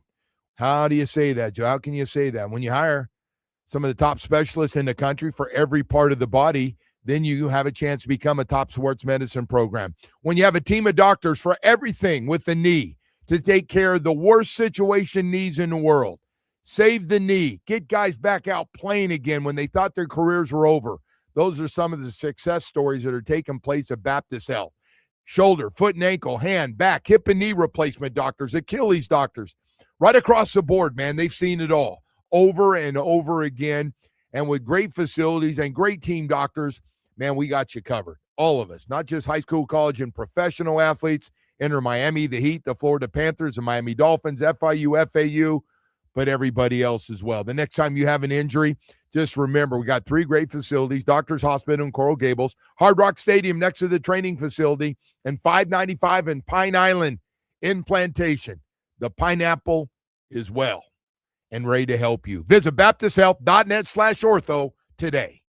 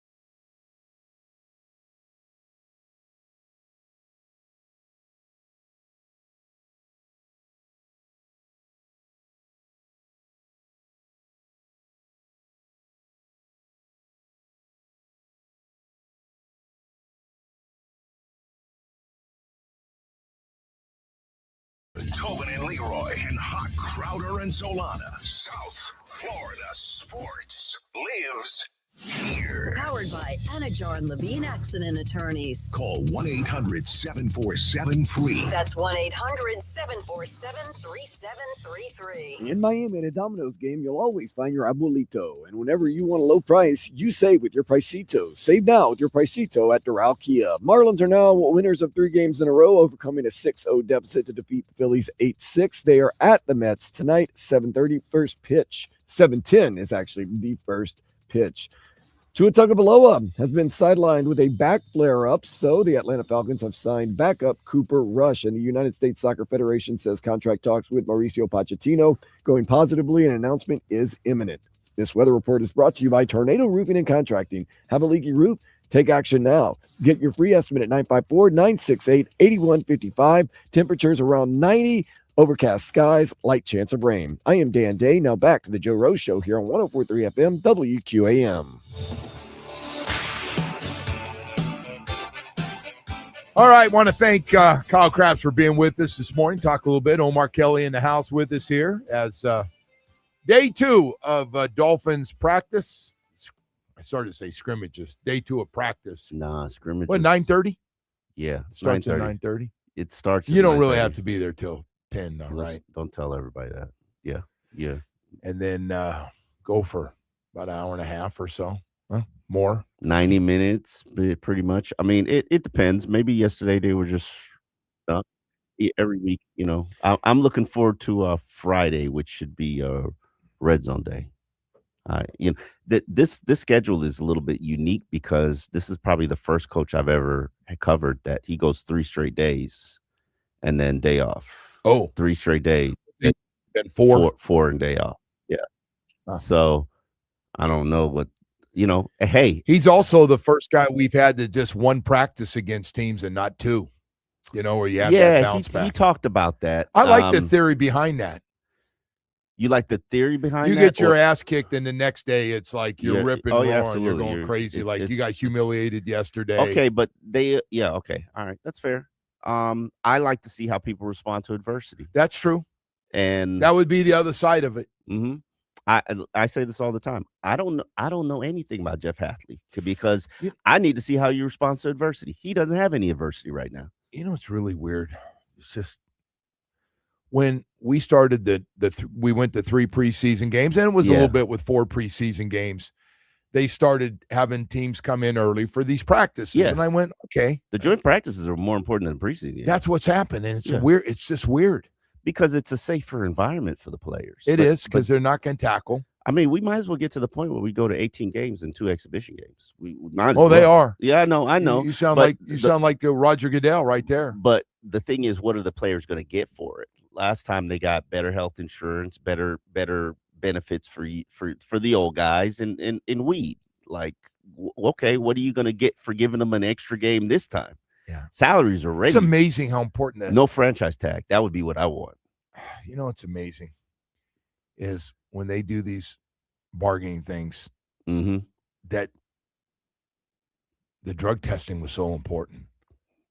No, I'm just telling you. Like, that being able to smoke pot was a big thing. Oh no, it is because and you know why? Because I didn't smoke.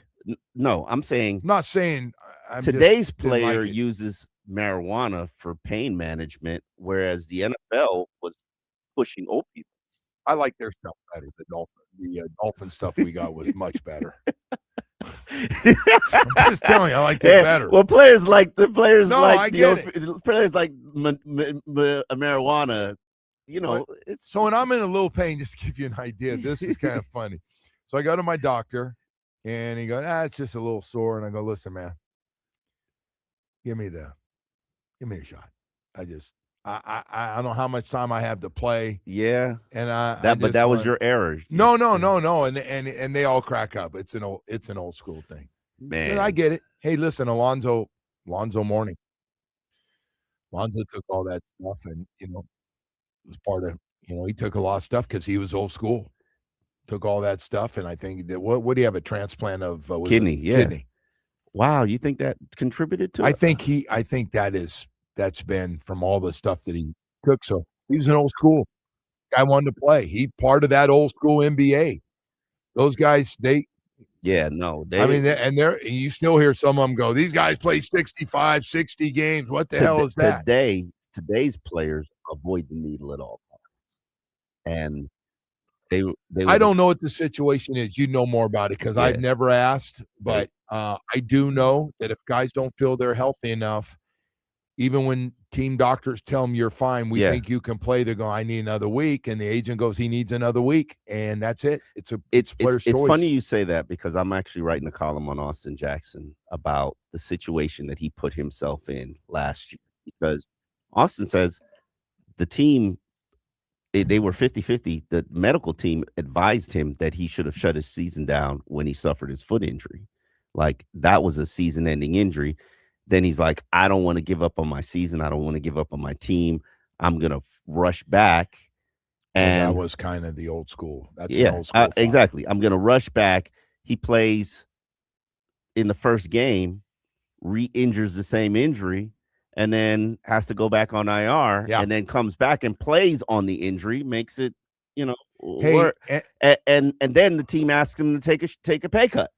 Most guys will tell you that, and you asked me this the other day, I didn't do a very good job on it. Most guys that take the shot to play don't play well. They don't have great games, and it's still held against you. You're right. It's held against you, yeah. So you asked me to play and do everything you need to do because we need you to play. You play. Then I don't play well, and I got to hear about it. And like, hey, if that's the way you're going to play. And in the offseason, you're going to shake me down to take less money because I didn't perform at the level that you're paying me to or the expectation level. And then you get an injury-prone reputation, and well, that's why this is the game we play in the NFL. But so that's the whole thing with Austin Jackson. I get why he didn't want you start going another year, bro. You're going to go out, and then that's true. Then he's officially damaged goods. You're absolutely right. I think a lot of guys go, hey, I got to make a decision right now. If I sit out another one, I'm going to get released most likely, and the next team's going to pick me up with a low base salary, high incentives, and say, we got to see it, man. When you get injury prone behind your you're paying for 50 cents on the dollar. It's just you can't take a chance. I'm always amazed the NBA. I think Anthony Davis, first guy, he's looking at some monster contract. Matter of fact, I think his agent has come out, who was also LeBron's agent, and said that he won't play this last year. He's in Washington, and they're a bad team. Anthony, And he said, I don't know if they're a bad team because they made a lot of improvements. Omar, that team is. That team got talent. I get it. They got some guys, but you can't count on him. I agree with that. He is always hurt like nobody in the NBA. That guy is hurt more than anybody. He, and like once or twice, but it's every year he finishes. He's asking for, he's due for this big contract because when he does play, I mean, he is one of the best big men in the game. He really is. He's got 20 games, but I don't know if you can you pay that guy that kind of money and go, well, maybe this is the year he stays healthy. Maybe because now he's in his 30s. That's a tough call, man. And Washington, none of the top free agents are going there on their own. You got to trade to get one, and they're broken down. And then he's like, if I don't get a new contract, I'm just telling you right now, I want to be traded. So it's that's a tough one, man. That really is. Hey, I saw something else. I got to hit you with this. Have you seen the Savannah Bananas play? Yes, I have. It's kind of the Harlem Globetrotters of baseball. They do trick stuff and they do flips and stuff. So ESPN, like so many sports, is starting to pick up entertainment stuff. They got, where it's not serious. It's not. There's no league. They don't keep track. It's fun. They're selling out everywhere. I've watched now 3 weekends. I was going to mention this. And but I watched one night. They're at Texas A&M. It's packed. Texas A&M football stadium, 80,000. I watch another day. They're in Tennessee. I go, holy smokes! I'm watching their Tampa Bay where the Bucks play. They're getting crowds. I guess they were down here and they sold out too for 32 or 3,000 is all it holds. But they're getting huge crowds everywhere they go. And again, it's a lot of guys that got cut that were minor league baseball players are making good money now. This thing is generating all kinds of money. And so, hey, it's not for everybody. And Michael Wilbon, I liked it. I call it the Grumpy Old Man Show those guys do in the afternoon. Pardon the interruption. Yeah, pardon the interruption. But it's good. I mean, I like the stuff they do. It's a different age and the whole thing. But they're getting sellouts everywhere. And Michael Wilbon, so I'm not going to talk about it because I'm not a fan. He took some heat for it. And he's not alone because I've heard baseball players take shots at it too. But they found a niche in the market. I found myself sitting there one day. There was not much on. I must have watched 3 or 4 innings of it, and guys doing flips and then catching the ball in the back of a flip and behind the back. Then they got these crazy rules that the fly ball is out of foul ball is hit. If a guy catches it in the stands, it's an out for the home team. Mm-hmm. And so they keep the fans involved. They do dancing. They bring fans out. They do dancing stuff with them. They got the stilt hitter that's like 10 feet tall. And, you know, I call it because I've been the Harlem Globetrotters. And then when I was a kid, that was the coolest thing. I still love the Harlem Globetrotters. When I was a kid, to be able to go and Meadowlark Lemon, Curly Neal, all those guys, whether they're dribbling or all that stuff they did was just, it was, I mean, Wilt, I didn't see Wilt Chamberlain, but I guess Wilt was there for a while and some other great players started. Remember N1 basketball? Yeah. The freestyle, basketball league. I thought that was pretty cool for a while. They all had those different names from street ball. I don't even know what happened to that, but this thing is just, it's crazy. So ESPN picked it up. They're carrying it on, I think, almost all their channels. Disney Plus and everything else has it. That guy that had that idea, and he wears his yellow hat and his yellow suit everywhere. It's incredible. And Michael Wilbon just torched it. So I'm not going to talk about it. I don't like it. And I was thinking, I know Michael, but I'm guessing if I said the Harlem Globetrotters, I know when Michael was younger, I'll bet you his ass went too. I'm pretty sure he did, but he probably didn't cover it. I think he's probably like the traditionalist where he doesn't look. No, he likes old school. He likes the way things are. Yes. Yeah. I remember the time when the Generals beat the Harlem Globetrotters. Oh, I don't remember. That's funny you said that because Washington Generals record was like 1 in 250. Yes. But they beat them once or something like that, and it was like national news. But it the problem is it's not competitive. It's entertainment. But that's all it is. Yeah.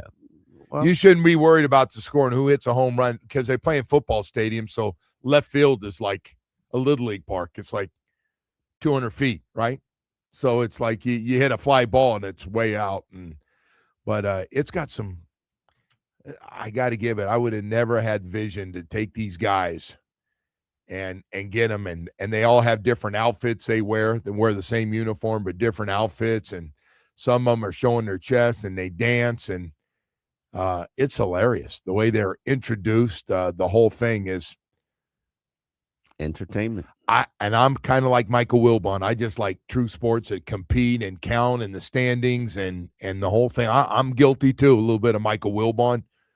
But this Savannah Banana thing, I can watch that. I can't watch that. What's that? Pickleball or what's that new game called again? Paddleball. What's that thing? Oh, it is pickleball. Huh? Yeah. Oh, sure. You played that game? I have played it. I don't know if I like it. I know a lot of people play in person. I'm making fun of it. I knew the name of it, but I'm not a fan. Mm-hmm. Yeah, because you're a traditional tennis player. I am. It's a terrible sport on TV, though. I believe you. I don't know. It is. If you're honest, even if you're out there playing pickleball, and a lot more people are playing pickleball than tennis, it looks like to me. Yes. But I got to tell you, one of the fastest growing sports. It is. Whoever came up with that, you're brilliant too. And I see you guys are buying teams for the professional league and stuff. But I got to tell you, man, it does not. And they put on Tennis Channel. It doesn't work. It is a terrible sport to watch. And I went to a charity event, and they have it now, and people are signing up teams, are doing charities around it. But I just can't. Do you like any of these sports on TV outside of the actual? Are you a WWE fan? That's not. No, I'm not. Not. But I mean, it depends on. Because ESPN picked it up, and they're doing interviews like, "Hey, what do you expect in this?" And you're like, "Are you really asking the guy? Why don't you go ask the guy that's putting the script together who's going to win?" I watch cornhole. I watch golf. It depends on what mood. Yeah, I'm but in. Golf is different because golf they're actually competing. What do you mean? I don't even individually competing. I don't even like think tennis. golf is a sport. I think it's a leisure event. I've always said that. Come on, will you be working up a sweat? Dude, I'd love to see your ass out there trying to play that. I mean, I'd have to carry my own bags to get a workout in. Nah, I'm good. I don't have 3-4 hours of my life. So to you waste. don't think Tiger Woods is an athlete? No, Tiger Woods is an athlete. I just don't think golf is I think you have to be athletic to play golf, but I don't think it's a sport. I don't think if you're not building up a sweat, you're not playing a sport. Bowling is not a sport. Bowling is a leisurely event. If you can drink alcohol while participating in it, yeah, but the it's pros not a don't sport. do that. Okay, that's the pros. Bowl. But when a guy goes your out, ass couldn't do a 300 game, 280 game. No, I can't. But that's okay. Is darts a sport? No, it's you gotta. That might be a little more drinking. I mean. If you shuffleboard and darts might be, yeah. I've been in those places, a lot of those places till early in the morning. I don't believe you if you're not working up a sweat and you could drink during participation of this sport. It's not a sport. Sorry, it's not. You sweating during golf? You doing physical? Those guys aren't drinking while they're playing. Not the pros, but everybody going out to the course on but you Friday can say that Saturday. about every sport. Every sport, somebody's drinking. You're not picking up a beer at your on the tennis court when you're playing tennis. No, but people watching are. Oh, okay, in the stands. Well, but I'm talking about you. You think the bowlers or golfers are having a cold beer? If you Tiger goes, "Hey Phil, give me a beer. I want to chug one with you." If you don't need Gatorade to participate in your sport, it's not a sport. You've had some bad takes, man. This take is like. Listen. By the way, that's Omar Kelly coming up with these crazy takes. Bro, you're not working up a sweat. You're not pushing any muscles playing golf or what do we think? A little hand-eye coordination? Hand-eye coordination, yeah. That's important. But if I'm OJ shooting, McDuffie right now, shooting an arrow, am I playing a sport? OJ McDuffie finds out you say that bowling's not a sport. He might come after you physically, and I'm not going to be able to hold him back. I might have a chance to hold Channing back, but not OJ. I can't believe you don't think these are what. So what do you just think? Baseball, football, basketball, and hockey are sports, and that's it? If you run, you've never heard of individual sports. Soccer. These are all individual sports we're talking about. They're all. Tennis is a sport. It's an individual sport. Yeah.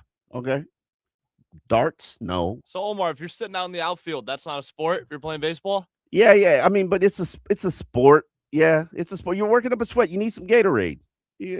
Well, by the way, the Gatorade thing? You keep saying Gatorade. I'm just saying, if you need to hydrate your body, you don't think golfers for all those hours they're out there need some hydration, and it doesn't take skill, and it doesn't take. I'd like to see your ass walk 18 holes and go hit golf balls for 2 hours. If I'm carrying my bags, it might be a workout, but otherwise, if I'm hopping in a cart to go to the next hole, it's not a workout. By the way, the pros. I could order some wings on hole number 9. Just because it's not physically demanding doesn't mean it's not a sport, though. Golf's one of the toughest sports in the world. The toughest leisurely events in the world. No. If you're going on vacation and you're taking your clubs, you're vacationing to golf. It's a leisurely event. It's not a sport. It's a sport. But it is a sport for people making a lot of money. It's classified as a sport. There's a reason that every channel has it. CBS carries it. NBC Who's carries it. Golf? They get a couple million viewers. Since Tiger's gone, nobody's watching. Not like Tiger. That's true, but you can't say it's what. So it was a sport when Tiger's there now? Tiger and Phil aren't there? No, it wasn't a sport when Tiger was there either. He just skirted the system. Golf is not a sport. He did what? Skirted the system. What do you mean when 30 or 40,000 people a day would show up to watch him at all these tournaments? I mean, a real athlete went to go play golf when most of us don't have the money to do it. So, he had success. Okay. But okay. You know what? You've had some really bad takes. It's one of the worst takes you've ever had. This is not the first time people on QAM has heard I don't think golf is a sport. It's not a sport. Bowling is not a sport. In your opinion, golf's not a sport. Yes, golf is not a sport. I'm sorry. Wow. I don't have 4 hours to go in the wilderness watching nature and chasing a ball. No. I mean, that's a different topic. But that's your sport. I think it's the hardest sport to play. It is. It's a hard thing to do. To conquer. Hard thing to do. Hard skill to master. It's not a sport. Whew, good God. All right. I got to go to break here. Jeez. It's true. Oh, my God. All right. Maybe I do need to go see Dr. Barry at Recovery Unplugged. This is all time.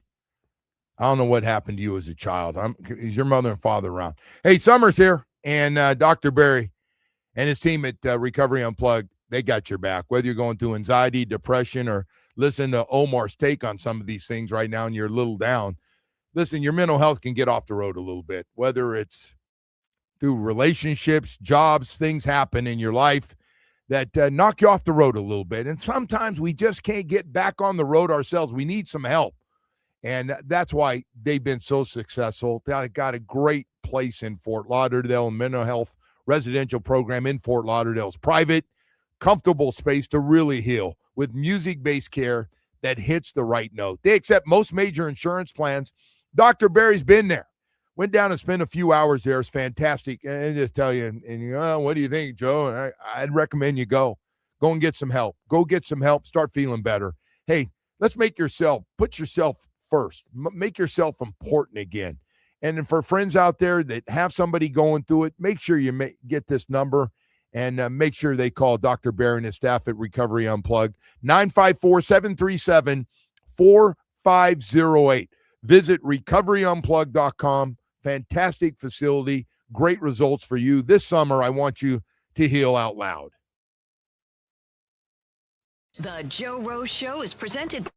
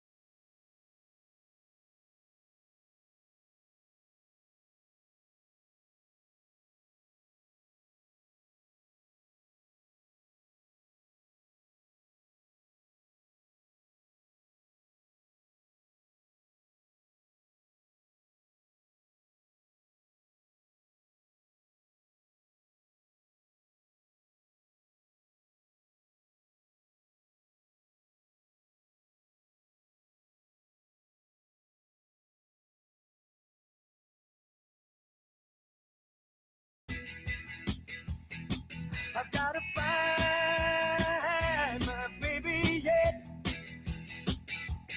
I need you to soothe my head, turn my blue heart to red. And we are back. Good morning, everybody, and thanks as always for being with us as we're moving along here. Jeff Hafley and the Miami Dolphins practice number 2. First one is open to the public this Sunday. And Sunday 9:30. Sunday 9:30. Ignore what I said earlier because if you get there at 9:30, you're gonna miss about 20 minutes of stretching. So go ahead and I told them yesterday to get there at 9. You're all right if you get there at 9:30. Be walking out your car at 9:30. Off on Saturday? Yes, off on Saturday. Man, that's beautiful. I know.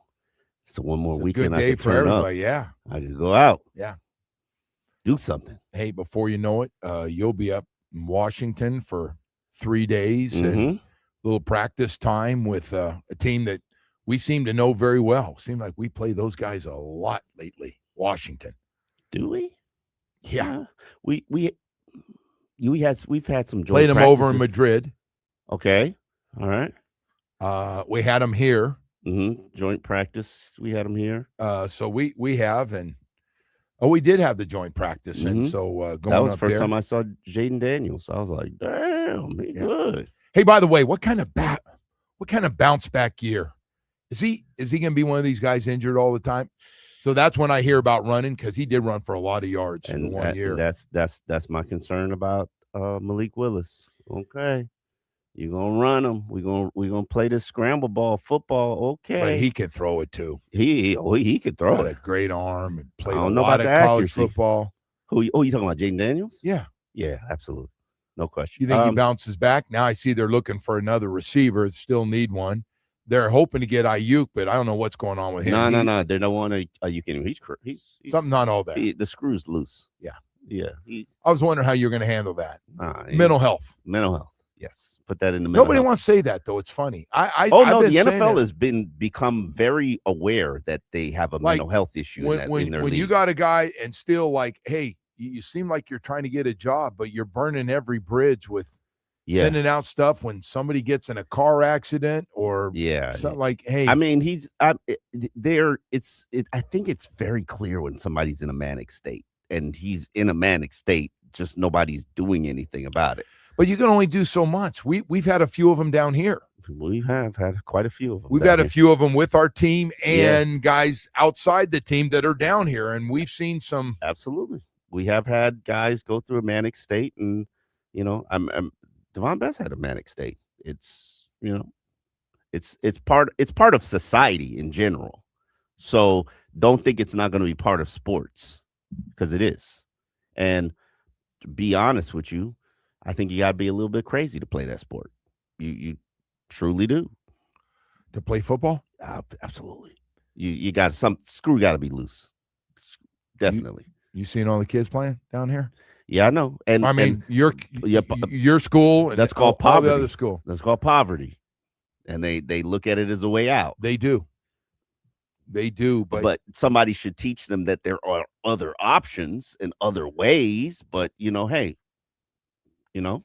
But they are making millions of dollars now in college. So props to you. I have a bunch of thoughts on all that, playing off your theory with football. Because not like this in every inner city area like it is down here. No, there's some other ones that play basketball. Some of the big cities, but in those environments, I mean, yes, in other environments, you play baseball, you play lacrosse. In the Bay Area, basketball is much bigger. Basketball, Of course, there's no fields in San Francisco and not a lot probably in Oakland. Yeah, we got a football field on basically every corner around here. But we also have we got a lot of kids playing tackle football. A lot of kids, and I see their father. A lot of their fathers are NFL players that are out there helping or doing it. Mm-hmm.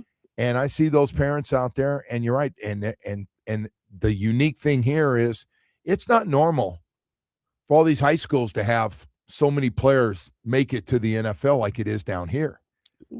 No, I go back to all the high schools I'm from around my area, Northern California, and you're going, oh, yeah, we had a guy like 15 years ago, one guy that was there. Yeah. You get I went to school with like 3 pros. Like when I went to school. You go to school with Santana Moss. And Alan Hearns. Alan Hearns had a great career. Yeah. And didn't get drafted and had a nice career. And there was a defensive lineman that had a but look down here. So these kids, the other side of that, and you're right, by the way. It's a great way, it's a great sport, it's popular, and the kids love, to play a trash pal on a Friday night or a Thursday night or a Saturday. But they got like kids they know and they grow up with, and they're going, oh yeah, that we had like 7 guys who went to my height. Like you go to Northwestern. Northwestern's got Central. They got guys. Norland, Columbus, St. Thomas, Lord. St. Thomas got lots of guys. What's the other academy? American Heritage Plantation got guys everywhere. Yeah. Chaminade Madonna. And Chaminade Madonna's got a guy that's going to be maybe the top pick in the draft, not a quarterback, wherever that is. Jeremiah Smith. His year 3. Oh, that's from Ohio State. I thought he played at Central. Jeremiah Smith.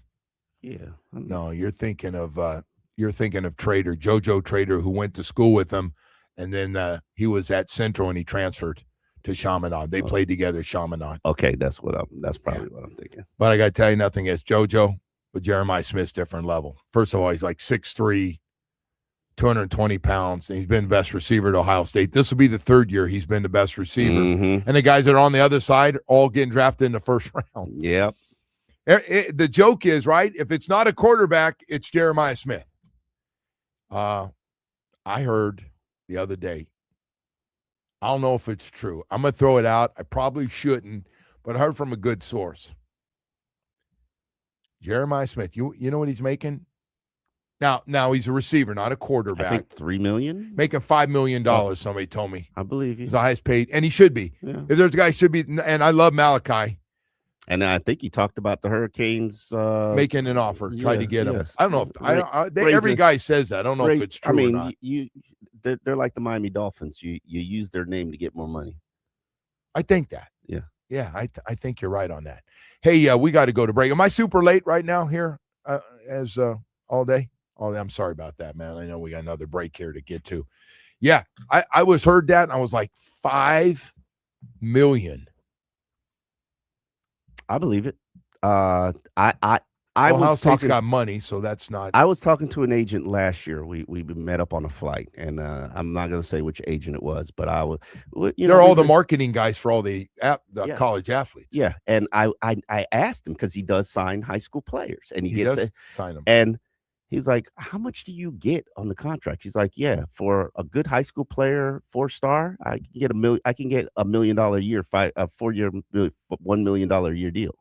And I'm thinking to myself, like, I could play high school football and get a contract that pays me $4 million to play college athletics. Yeah, those guys, those 5-star guys are not cheap. No, that's a 4-star guy. 5-star price goes up. I'm guessing Cantwell, who's going to start at tackle for University of Miami. Oh yeah, was not cheap. Yeah, he's clearly $1 million player. And UM's paying. And by the way, he's lining up day one. Like he's been here for spring. He came here early during the playoffs. He actually practiced with those guys during the playoff run after he graduated early from high school. But he didn't line up. And we had a guy 3 years before that. Maui Noah did the same thing. Just went right there at the top of the draft they're again. Reclassifying. Oh no, no. Get that money.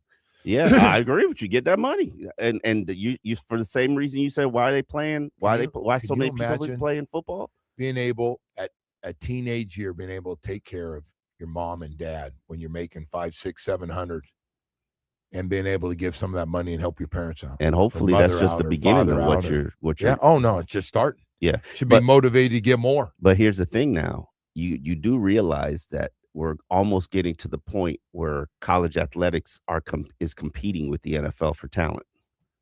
right now, if you're not going in the second round of the draft, you might as well stay in college and get money. I have a theory on that too. We'll come back and talk about that because I think if they want to stay around, get another year of experience, especially at the quarterback position, to what you're talking about, I think the NFL thinks it's not all bad. Get some more. Dante Moore out in Oregon, Manning, all those guys. Another year wouldn't hurt you, man. Another year wouldn't hurt you. Hey, right now, I'll tell you won't hurt you. Your South Florida Chevy dealers. Well, I'll tell you what, you're ready to get a truck. You've been looking to get a truck. You're starting to look around. You need a strong, durable truck. South Florida Chevy dealers, hey, we know a thing or two about trucks because we got some great ones. The Chevy Colorado, whether it's a Colorado Custom or the ZR2 to a Chevy Silverado, with so many to choose from a custom Trail Boss to the Silverado EV. With 10 models and 4 powerful engine choices, Silverado delivers an impressive balance of strength, dependability, and efficiency. Or you can step up to the hard-working trucks like a Silverado HD, choose from a powerful LTZ with a premium style, substance to match, or go to the biggest with a Chevy Silverado HD High Country. We got a truck for you. I always say this. I didn't realize until I started working with Chevy many, many years ago that Silverado, it's almost like they've custom-made a truck no matter what your lifestyle. A full-time working truck, need the family, need that extra space for the kids, need the extra power to tow your boat on a weekends, enjoy the Atlantic Ocean and going out fishing and having fun with your family. We got a truck for you, man. Chevy's got a Florida truck absolutely perfect for your lifestyle. Visit your local South Florida Chevy dealers today. 14 dealerships throughout South Florida. You will get a great deal. You will fall in love and own a Chevy like you've never had before. WQAM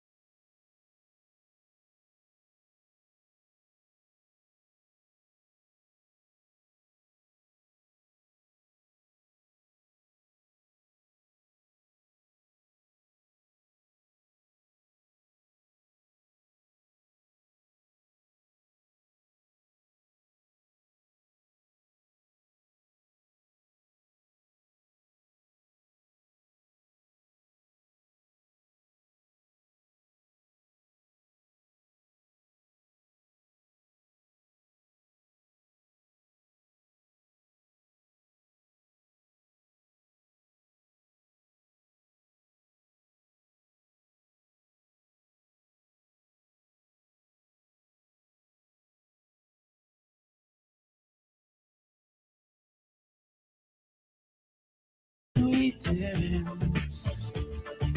I'll leave my life in your hands. We take the floor. Nothing is forbidden anymore. Don't let the world in outside. Don't let a moment go by. Nothing can. All right, welcome back, and good morning to everybody out there. Day 2 for the Miami Dolphins, which means we don't know what it means, Joe, because we are covering a new coach. I don't know what they're going to do today. Yesterday, I did not expect a whole 50 minutes of 11 on 11s. I'm curious. I don't know. Well, this is a totally new coach. Well, listen, new culture, new coach. No, it's new everything. I don't think. So one thing that's nice is the contract stuff right now. I see some teams dealing with the got 2 running backs that aren't happy, and I get it. Hey, man. Hey, all right, I had a great year. I know our team didn't win enough. Especially that position. Don't step foot on the field at that position without your money. And by the way, they've seen a couple guys get some money. I don't know how it's going to rank with Achan's contract. Both of those guys want to be the number 1 and number 2. Number 1 from the Lions and from the Falcons. Yeah, 2 running backs. Jahmyr Gibbs and Bijan Robinson. And neither one of them should step foot on a practice field until they get their money. Well, they're smart enough to be there, though. The old, I'm not getting fined. I'm going to be here, and I'll stretch with you. The era of the hold out is done. Like, you got to be dumb if you got to be trying to make your point. Crazy. But it's like $50,000 a day. See, Vita Vea wants out of Tampa Bay. He wants a new contract. He that's a man right there. That's a big man in the middle of Tampa Bay. They can't let him go. Bro, that's $19 million for a nose tackle. You really want to pay $19 million for a nose tackle? That is that's a lot of money to stop the run. No. I get you don't want to pay him 30 or 40 million, but man, I mean, Christian Wilkins got $24 million to stop the run. Hey, speaking of Christian Wilkins, where's that stand? This is the weirdest story of all time. First of all, the guy was so durable here. He was never got hurt here. Goes to the Raiders, gets a ton of money. God bless him. Goes there, but then it got weird. It did get weird. All these things started happening, including a guy saying he kissed him, and like it was just like, I know Christian is like Christian goofs around a lot. Yeah, of course he does. But no. And then the whole contract, and he wanted to do it his way. So, I mean, bro, you went to the Raiders. What do you expect? You took the money. I can't. Not to say that the Dolphins are much better culturally, but he loves right. Maybe now, but they haven't been. Yeah. I'm not saying that the Dolphins are much better culturally, but you went to the Raiders. So let me ask you. So Christian, one thing about him, he always loved football. Absolutely. And I mean, he loved for a big guy, loved to run and took it serious. And by the way, he was the one guy stood up to the Bills and Josh Allen, and when punched him in the nuts, he grabbed his junk. They went after it, but it's just weird to see. Like, does he have offers? He's only 30. His agent says he has offers now. Whether that's true or not, I don't definitely. Is he healthy? Yeah, he's had plenty of time to get healthy. Nobody's seen him in forever, and I don't even know how the contract situation was settled. But I'm sorry, but fully guaranteed money means fully guaranteed money. Just because I didn't want to get rehab by you or take your medical advice, that doesn't mean my contract is not fully guaranteed. The NFLPA should be all over that. I don't know. It's just weird because he was just not – whatever happened in the Raiders, we did not have that guy. That was not the guy here. Absolutely not. And so when you see a guy, and maybe it is a Raider thing. Listen. We have seen a couple guys get crazy when they went to the Raiders. Yeah, I'll tell you, it was a downfall of one of the best receivers in football. Which go to the Raiders. I don't know what. And who you talking about? Antonio Brown? Yeah. Oh, Randy Moss too. Randy Moss went there and all of a sudden didn't feel like playing. And then he got a second win when he goes to plays the Patriots and plays like he's what he is. You know one what of the best receivers you know what ever I've learned. played. You know what I've learned from pros. The minute they start chasing money is the minute the joy leaves the game. But it's part for the course. You know what I'm saying? You get to your second year You get to your second contract, that's the contract that's supposed to take care of you for life. And so you need to chase the money. Hey, but we have a guy here in a different sport. Big Bob went to Toronto. They've been terrible. I don't want to see what it's like because Big Bob had some offers here to play here, to stay as a goalie, and they're going to be really good. And they wanted him back. The money had to be close. It had to be close. Mm. And he decides to go to Toronto. To me, Toronto's – Jamie, what do you think of Toronto? That's a weird one because that is so weird. They paid they traded for Markstrom. Markstrom's making $6 million a year, and Bobrovsky's getting $7 million a year. So you would think that they'd be able to come to a compromise or figure something out, but I guess they reached the point of no return, and he got shipped off to Toronto. He didn't want to leave when things were really good and he was bad. The team was coming around and they were thinking because he had some bad years here. Part of his contract. By the way, there's a guy. First couple of years, it looked like the worst contract in hockey. We got him at it was expensive, and he got here, and he was terrible. I mean, he was in street clothes for some of those playoff games against Tampa Bay. And then the guy just gets his system, the Paul Maurice system with him, starts playing, starts playing out of this world. And then I go, he's got to finish his career. All the rest of those guys, we're going to be paying guys into their, they're going to be way out of their prime.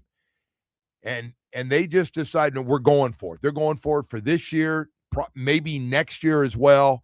And they're going to be a tough out. They're coming back healthy, no playoffs this year, extra time to heal. Barkov's back. We've already seen him play really well in the Worlds. And so, and then you go out and you get it, the other Kachuk. You got both Kachucks. And Big Bob knows all this stuff. And, Big Bob, you made a lot of money, man.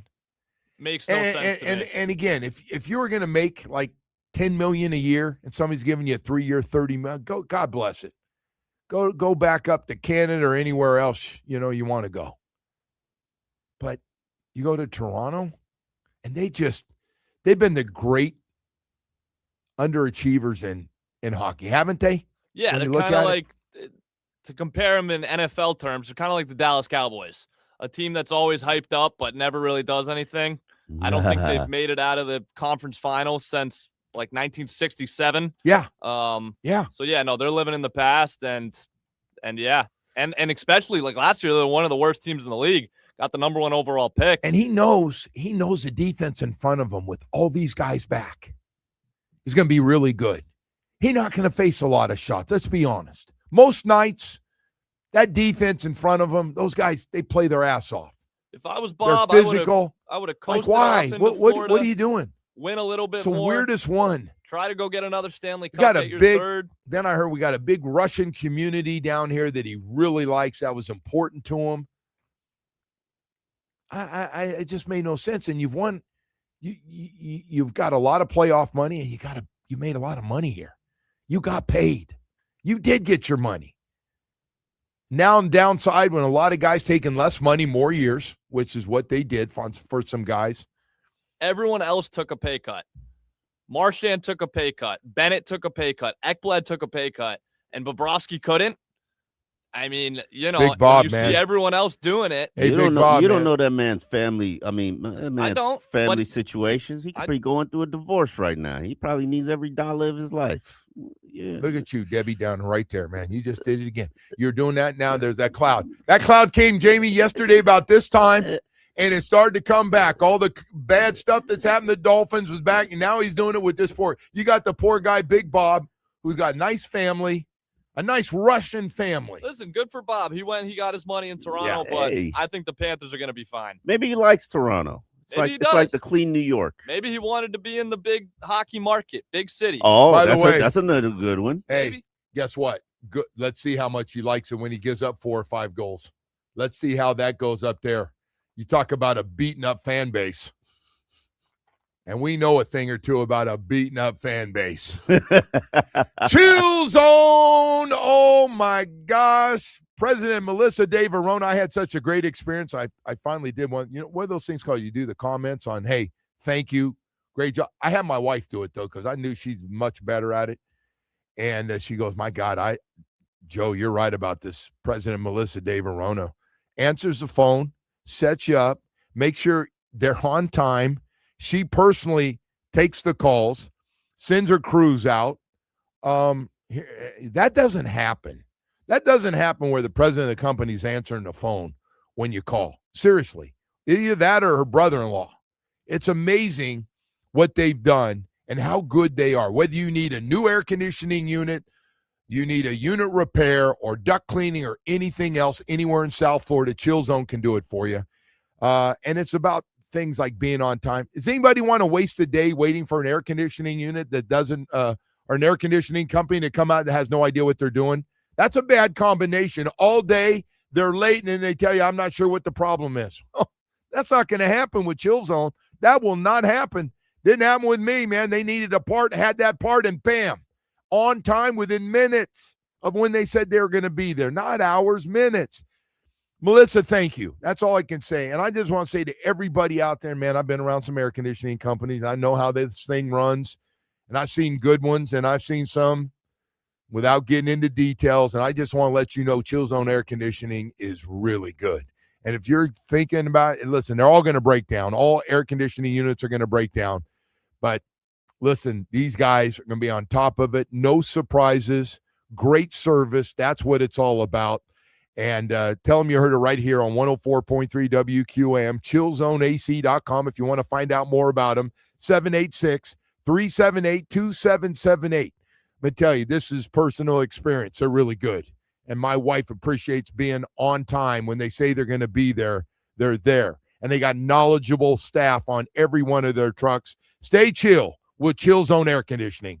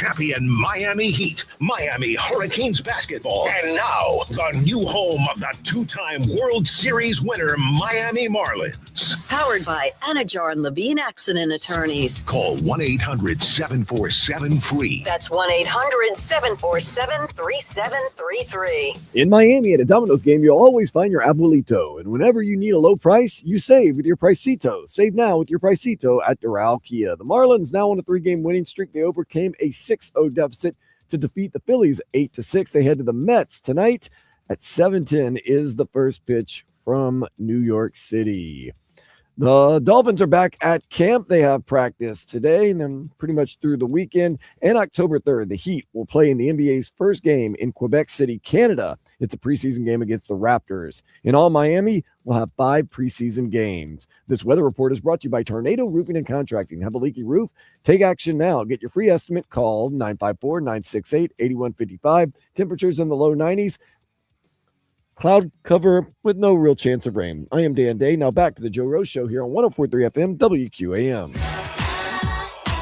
All right, welcome back here for the 9 o'clock hour. Man, we got to wait and see and find out what's going to happen. Day 2, Jeff Hafley, 9:30 practice starts here in just a few minutes. Omar Kelly with us today. For me, this thing has got so many different parts. I know it's weird, Omar.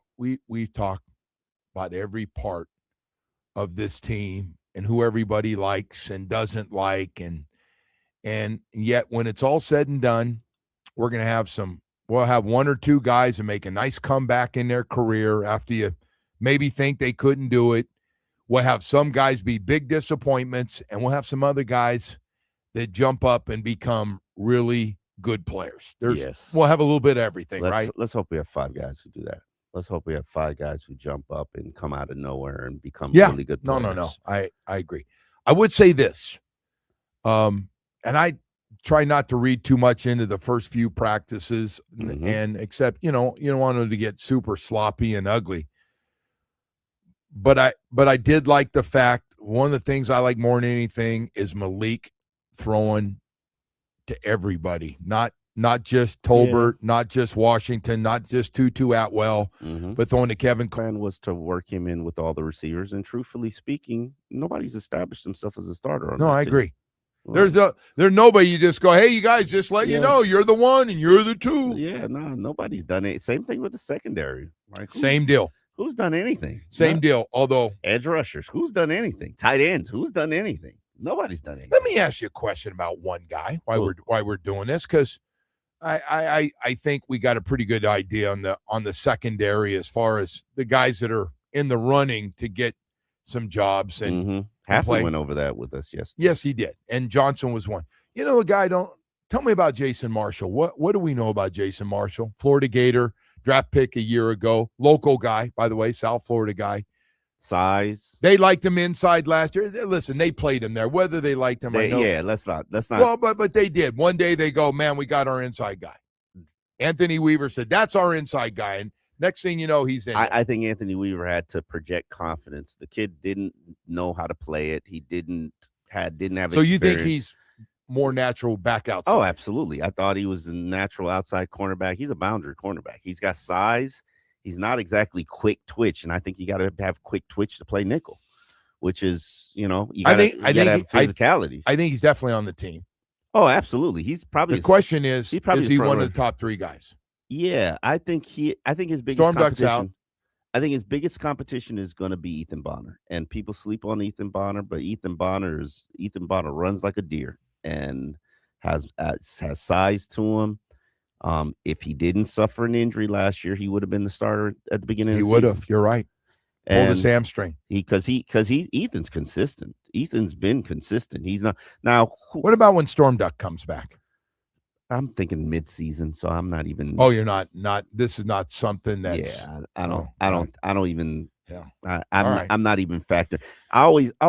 Why rush guys back from knee injury? I hate that. Well, I don't know how close he is. Maybe he's close. Because then he comes back and then he's not playing at 70%, and then you're gonna hold it against him what he puts on field. Like, man, just take your time, get right. This team's pretty good about wait till guys are healthy now. I just think everything. Listen, I we're don't- the most conservative we are. concussion You're right. team in the world right now. That was the old regime, too, by the way.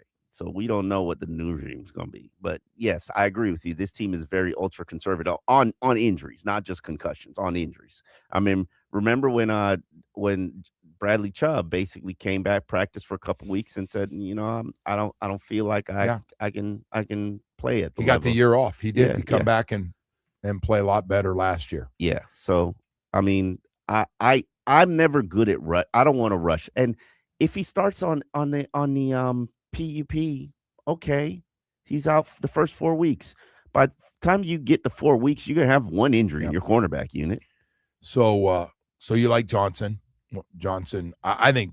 Johnson I don't know if I don't know really I don't know if I can say I like Johnson. I haven't seen anything from Johnson. I think he's a good talent that's probably going to learn and grow and gain experience.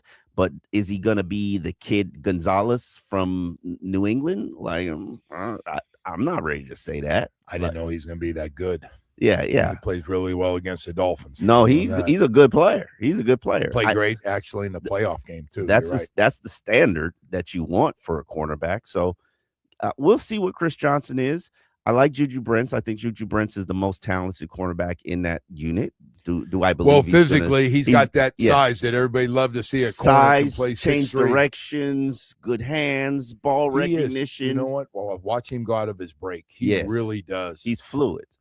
For a guy that size, he really does move well. He does move well. Now the question is, can he stay healthy? And I have no idea about that. Cornerback wise, I would handicap it Jason Marshall and probably Ethan Bonner competing for that spot opposite Juju Brents, and Chris Johnson's going to be the nickel. I personally I know Jeff Hafley talked about Chris Johnson being on the boundary, but I want him to get good at one job first. If that's your approach to all your rookies, including Caden Proctor, why would you do Chris Johnson different? Why would you expose him to more than one job? Yet, like I've always looked at rookies, they have success. Do one job well, master it, then I give you another job. I think that's the most difficult job in the NFL is that nickel cover job. Two-way go over the top. It's a hard job. Option routes. It's you're shifty. You're defending the shiftiest receiver.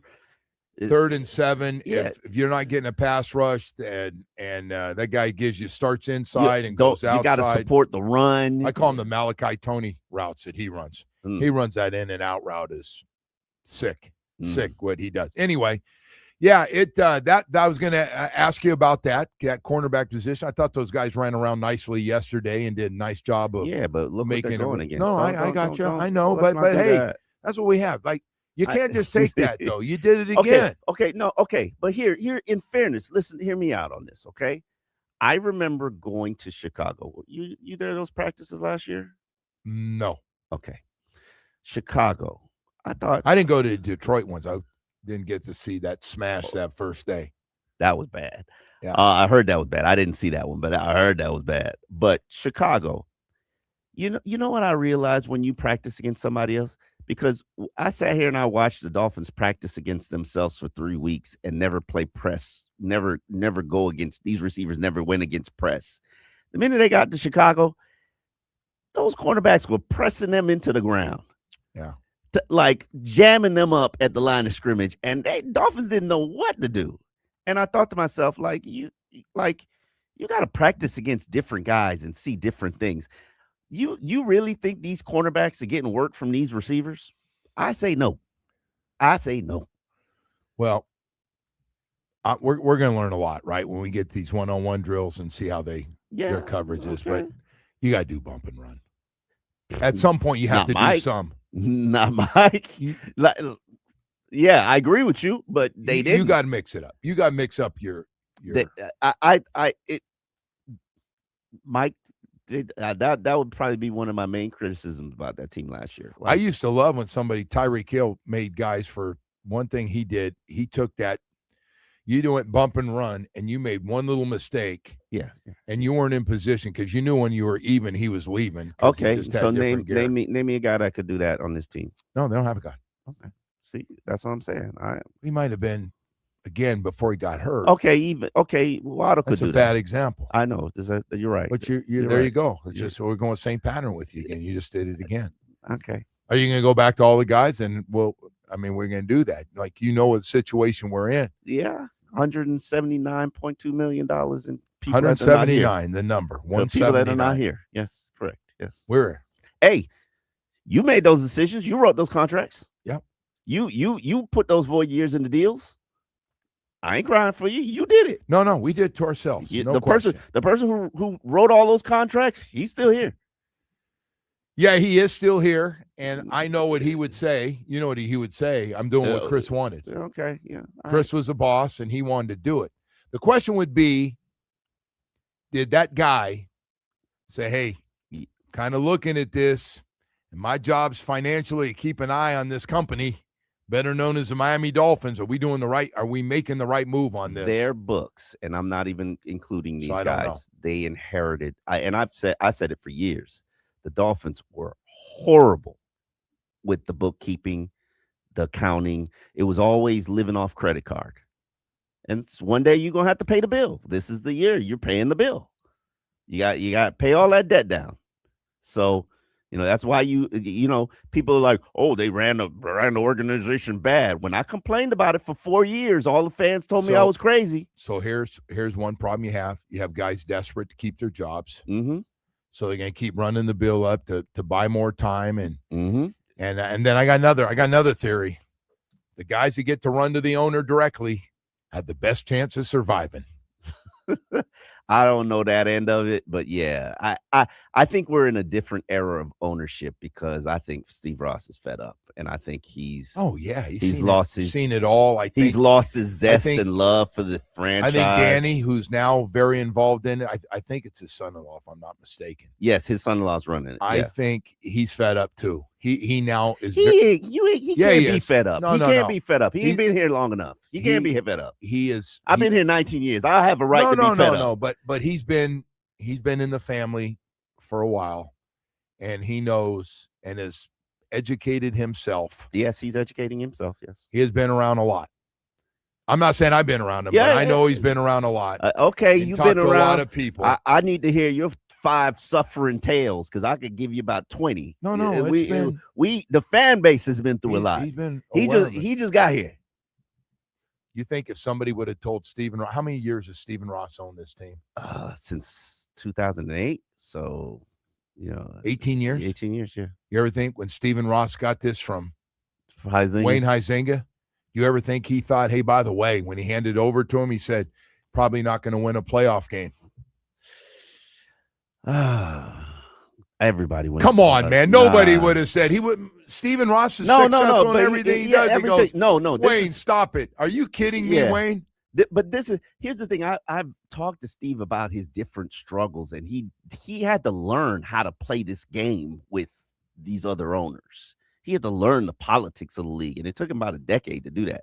He had to learn the politics of executives and GMs, and he had to learn. He had to hire a consultant. He just learned that. That's 17 years in. You get an outsider to give you a good perspective on what's going on. You see what you did again, though? What? You just can't.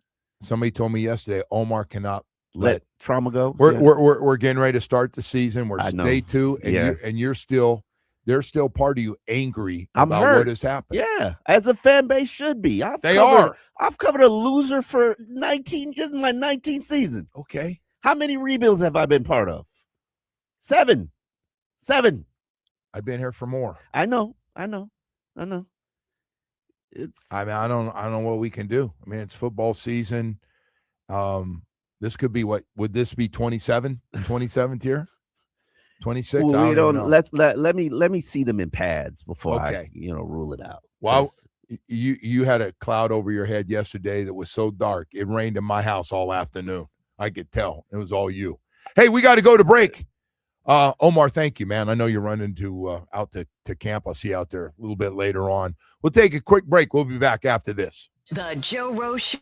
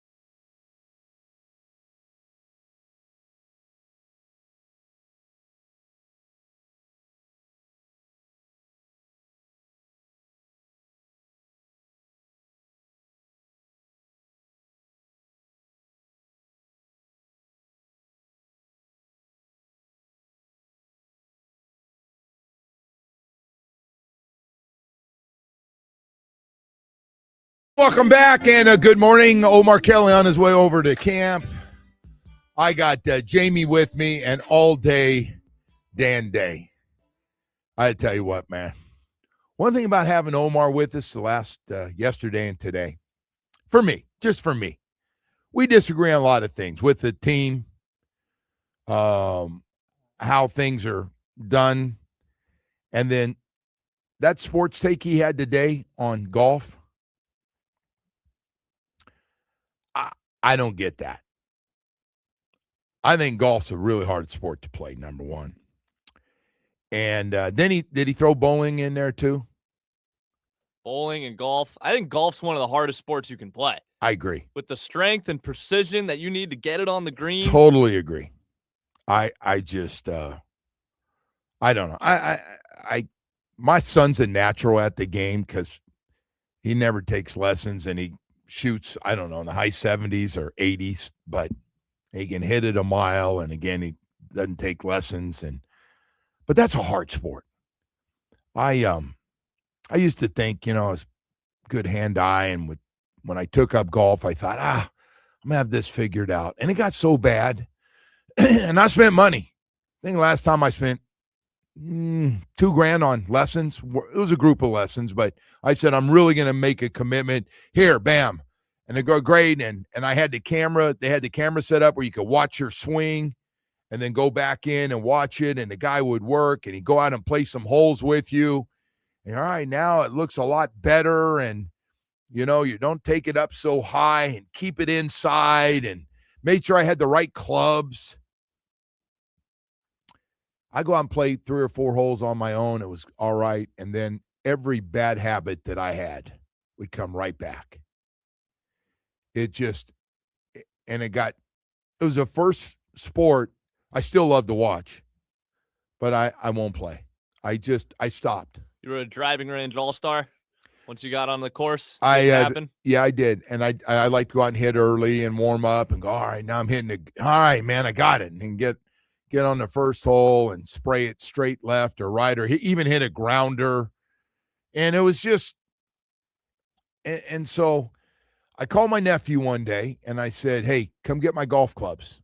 And I got everything. I got golf balls. I've got gloves. I got all kinds of stuff. You can even have my shoes if you want them. He goes, you mean to borrow? I go, no, everything's yours. I'm done. I'm never going out. I go, what about charity tournaments? I said, I'm done with those too. You haven't played since? Nope. Done with golf, huh? Because when you're done, not only the frustration of sucking at a sport when you start throwing clubs. And I was throwing them. If I was with the right guys, my clubs would end up in trees, in lakes. And I just said, I don't want to do this. Just like, it is the most frustrating sport. Did you ever break any clubs? I don't think so. Like a baseball bat over your knee? No. I didn't snap them that way. Okay. My luck is it would have cut my leg or something. No, I didn't do that. I didn't get like that, but no. And my son, like, come on, let's go play. And I don't have any clubs. I don't want to play. I might watch. If you guys are out there, come out and watch if I get a golf cart, but I don't want to play. I have no desire to go out and hit a club. It's frustrating out there. That thing is just so bad. And by the way, the second sport that I struggle with is bowling. Terrible. I'm terrible at bowling. Those are sports, man. Yeah. Bowling's a sport. Yeah, you need. And now I get it. A lot of guys sit and get the beers in the tub there, right? And we were talking about, like, they have, like, men's league hockey. They're drinking out there. Men's league softball, like, adult league softball, they're drinking. What does that have to do with it not being a sport? No. By the way, but when you guys play this for a living, they don't drink. Like I said before, Tiger and Phil weren't out there, and Scotty Scheffler's not out there with Rory McIlroy going, hey, see if DeChambeau wants another beer. And the way these guys have to prepare and train and get ready and practice, it's a sport. I mean, these guys are devoting their lives to it. It's not like it's the Saturday afternoon, let's go hit the course. I don't know how far those guys actually walk in a day, but they have to, a lot of walking, right? Up and down. Listen, man, we take a golf cart. By the way, I hope Tiger Woods joins the Champions Tour. I wish he'd give up on the PGA and go the 50-plus. It'd be fun to have him out there. And be good for business. Be good for all those old guys love to have Tiger out there. That'd be good for business. No question about that one. So, anyway, hey, day 2 coming up and another day. I thought a lot of the young guys played really well yesterday. You know, some plays they made out there. Kevin Coleman, Caleb Douglas, who looks healthy and is running around, looks real good. And Michael Taff and Chris Johnson, a couple guys out there that had nice little starts to practice yesterday. So hopefully more good stuff coming out with expectations for this team by everybody. Not real high because of the cap situation that they're in. But anyway, we'll have a lot more. Hey, we're not done. Kyle Krabs of Locked On Dolphins is going to join us coming up here in just a couple of minutes. We'll talk to him from earlier this morning in just a moment. WQAM broadcasting live